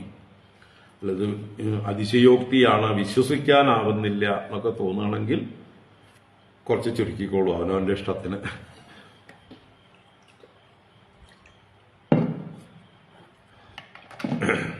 അപ്പൊ എന്തായാലും മോശക്കാരനല്ല. ഇത്രയും കേമനായിട്ടുള്ള ഒരാള്, ശശബിന്ദുവിനെ പോലൊരാള് വീണ്ടും യദുവംശത്തില് ഉണ്ടായിട്ടുണ്ട്. അപ്പൊ യദുവംശം യയാതിയുടെ ശാപത്താൽ ബാധിക്കപ്പെട്ടിട്ടില്ല. അവിടെ രാജാക്കന്മാരുണ്ടാവില്ല എന്ന് യയാതി ശപിച്ചത് ഫലിച്ചിട്ടില്ല. കാരണം യദു അത്രയ്ക്കും യോഗ്യനാണ്, ധർമ്മനിഷ്ഠനാണ്. അദ്ദേഹത്തെ ബ്രാഹ്മണർ അനുഗ്രഹിച്ച് അദ്ദേഹത്തിലെ ശാപം നീങ്ങിക്കഴിഞ്ഞിരുന്നു. ഇനിയും തേഷാം തുഷപ്രധാനാനാം പൃഥുസ്രവസ ആത്മജഃ ധർമ്മോ നാമ ഉശനാതസ്യ ഹയമേധശതസ്യ യാട്. നോക്കുക, തേഷാം തുഷപ്രധാനാനാം പൃഥുസ്രവസ ആത്മജഃ ധർമ്മോ നാമ ഉശനാതസ്യ ഹയമേധശതസ്യ യാട്. ഈ യദുവംശത്തിൽ മറ്റൊരു ചക്രവർത്തി 100 അശ്വമേധയാഗം നടത്തിയതിനെ പറയുന്നത് തേഷാം തു ഷഡ്പ്രധാനാനാം. ഈ 10,00,000 പുത്രന്മാരുണ്ടായിരുന്നു ശശബിന്ദുവിന് എന്ന് പറഞ്ഞു. അതിൽ 6 പേര് ഏറ്റവും പ്രധാനികൾ, അതാണ് ഷഡ്പ്രധാനാനാം. 6 പേര് പ്രധാനികളോടുകൂടിയ തേഷാം, അവരുടെ ആത്മജാഹ, അവരുടെ പുത്രന്മാരിൽ പൃഥുസ്രവസഃ ധർമ്മഃ നാമ. അതിലൊരാള് പൃഥുസ്രവസ് എന്നുള്ളൊരു പുത്രനുണ്ടായിരുന്നു. അയാളുടെ പുത്രനായിട്ട് ധർമ്മൻ എന്നൊരു പുത്രൻ. തസ്യ ഉശന, അദ്ദേഹത്തിന്റെ പുത്രനായിട്ട് ഉശനസ് എന്നൊരു പുത്രൻ. ആ ഉശനസ് ഹയമേധശതസ്യ യാട്. ഹയമേധശതസ്യ യാട്, യാട് എന്ന് പറഞ്ഞാൽ യജ്ഞം ചെയ്തവൻ, യജമാനൻ അർത്ഥം. യാചനം ചെയ്തവൻ, യജിച്ചവൻ യാട്ട്. രാജിക്കുന്നവൻ രാട്ട്, സ്വരാട്ട്, സമ്രാട്ട് ഒക്കെ പറയും പോലെ ഇവിടെ യാട്ട്, യാഗം ചെയ്തവൻ. അപ്പൊ 100 അശ്വമേധം, ഹയമേധ ശതം, ഹയമേധം അശ്വമേധം ശതം 100. 100 അശ്വമേധയാഗം ചെയ്ത ആളാണ് ഈ യദുവംശത്തിൽ ജനിച്ച ഉശനസ്. അപ്പൊ നോക്കൂ എത്ര കേമന്മാര്. ഒന്ന് കാർത്തവീര്യാർജുനൻ, ശശബിന്ദു, ഇപ്പതാ ഉശനസ് എന്ന് 100 അശ്വമേധയാഗം ചെയ്തൊരു ആളും കൂടെ. ചിന്തിക്കുക, യദുവംശം ശാപം ബാധിച്ചിട്ടുണ്ടോ? അവിടെ രാജാക്കന്മാരുണ്ടായിട്ടുണ്ടോ? ആ വംശത്തിൽ തന്നെയല്ലേ ശ്രീകൃഷ്ണ ഭഗവാനും വന്ന് അവതരിക്കുന്നത്? അപ്പൊ ആ വംശത്തിന് വല്ല ശാപവും ഉണ്ടോ? ഇനി തൽസുതോ രുചകസ്തസ്യ പഞ്ചാസൻ ആത്മജാശൃണു പുരുജിത് രുക്മേഷു പൃഥുജ്യാമക സംജ്ഞിതാഃ. തൽസുതോ രുചകസ്തസ്യ പഞ്ചാസൻ ആത്മജാശൃണു പുരുജിത് രുക്മേഷു പൃഥുജ്യാമക സംജ്ഞിതാഃ. ആ ഉശനസിന്റെ പുത്രനായിട്ട് രുചകൻ, തൽസുതോ രുചകഃ, തസ്യ പഞ്ചാസൻ ആത്മജാഹ, അദ്ദേഹത്തിന് 5 മക്കൾ ഉണ്ടായിരുന്നു. ആത്മജന്മാർ ആസൻ 5. എന്തൊക്കെയാ പേരുകള്? പുരുജിത്ത്, രുക്മ, രുക്മേഷു, പൃഥു, ജാമഘ സംജ്ഞിതാഹ, പേരോടുകൂടിയവർ. അപ്പൊ എന്തൊക്കെയാണ്? 5 പുത്രന്മാർ. രുചകന്റെ പുത്രന്മാരാണ് പുരുജിത്ത്, രുക്മൻ, രുക്മേഷു, പൃഥു, ജാമകൻ. ഇനി ഇവരുടെ വംശത്തെക്കുറിച്ച് തുടരുകയാണ്. അതിൽ ചെറിയ തമാശകളുണ്ട്, നമുക്ക് നാളെ കാണാം. ഇനിയിപ്പോ ഏതായാലും 5 ശ്ലോകങ്ങൾ ബാക്കിയുണ്ട്. നാളെ രാവിലെ യദുവംശം തുടരുകയാണല്ലോ 24-ാം അധ്യായത്തിൽ. അതങ്ങനെ തന്നെ തുടരാം. ഇന്നിപ്പോ ഇവിടെ നിൽക്കട്ടെ.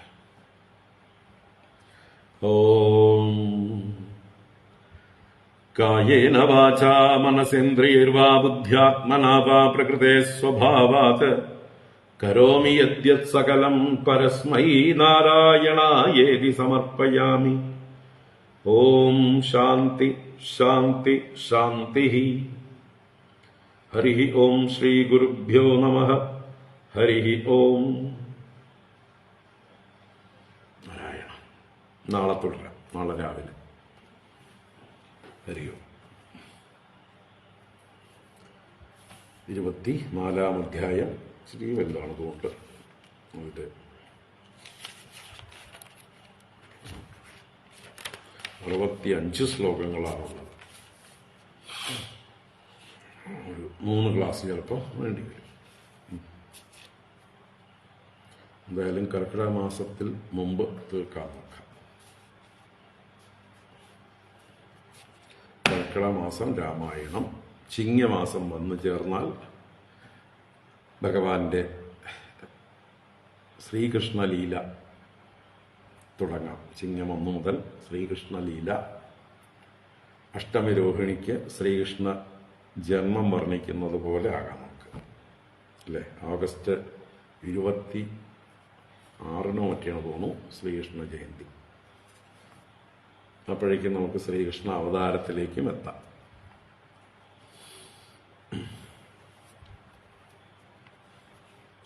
ഹരി ഓം. ഹരി ഓം. എല്ലാവർക്കും ശുഭരാത്രി. ഓം കായേന വാചാ മനസേന്ദ്രിയൈർവാ ബുദ്ധ്യാത്മനാ വാ പ്രകൃതേ സ്വഭാവാത് കരോമി യദ്യത് സകലം പരസ്മൈ നാരായണായേതി സമർപ്പയാമി. ഓം ശാന്തി ശാന്തി ശാന്തി.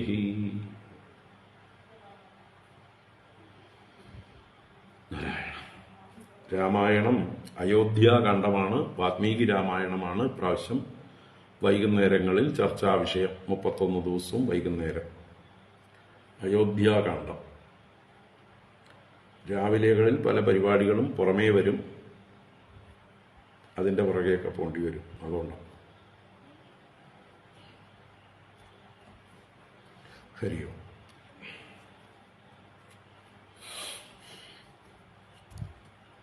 നാരായണ. എല്ലാവർക്കും ശുഭരാത്രി.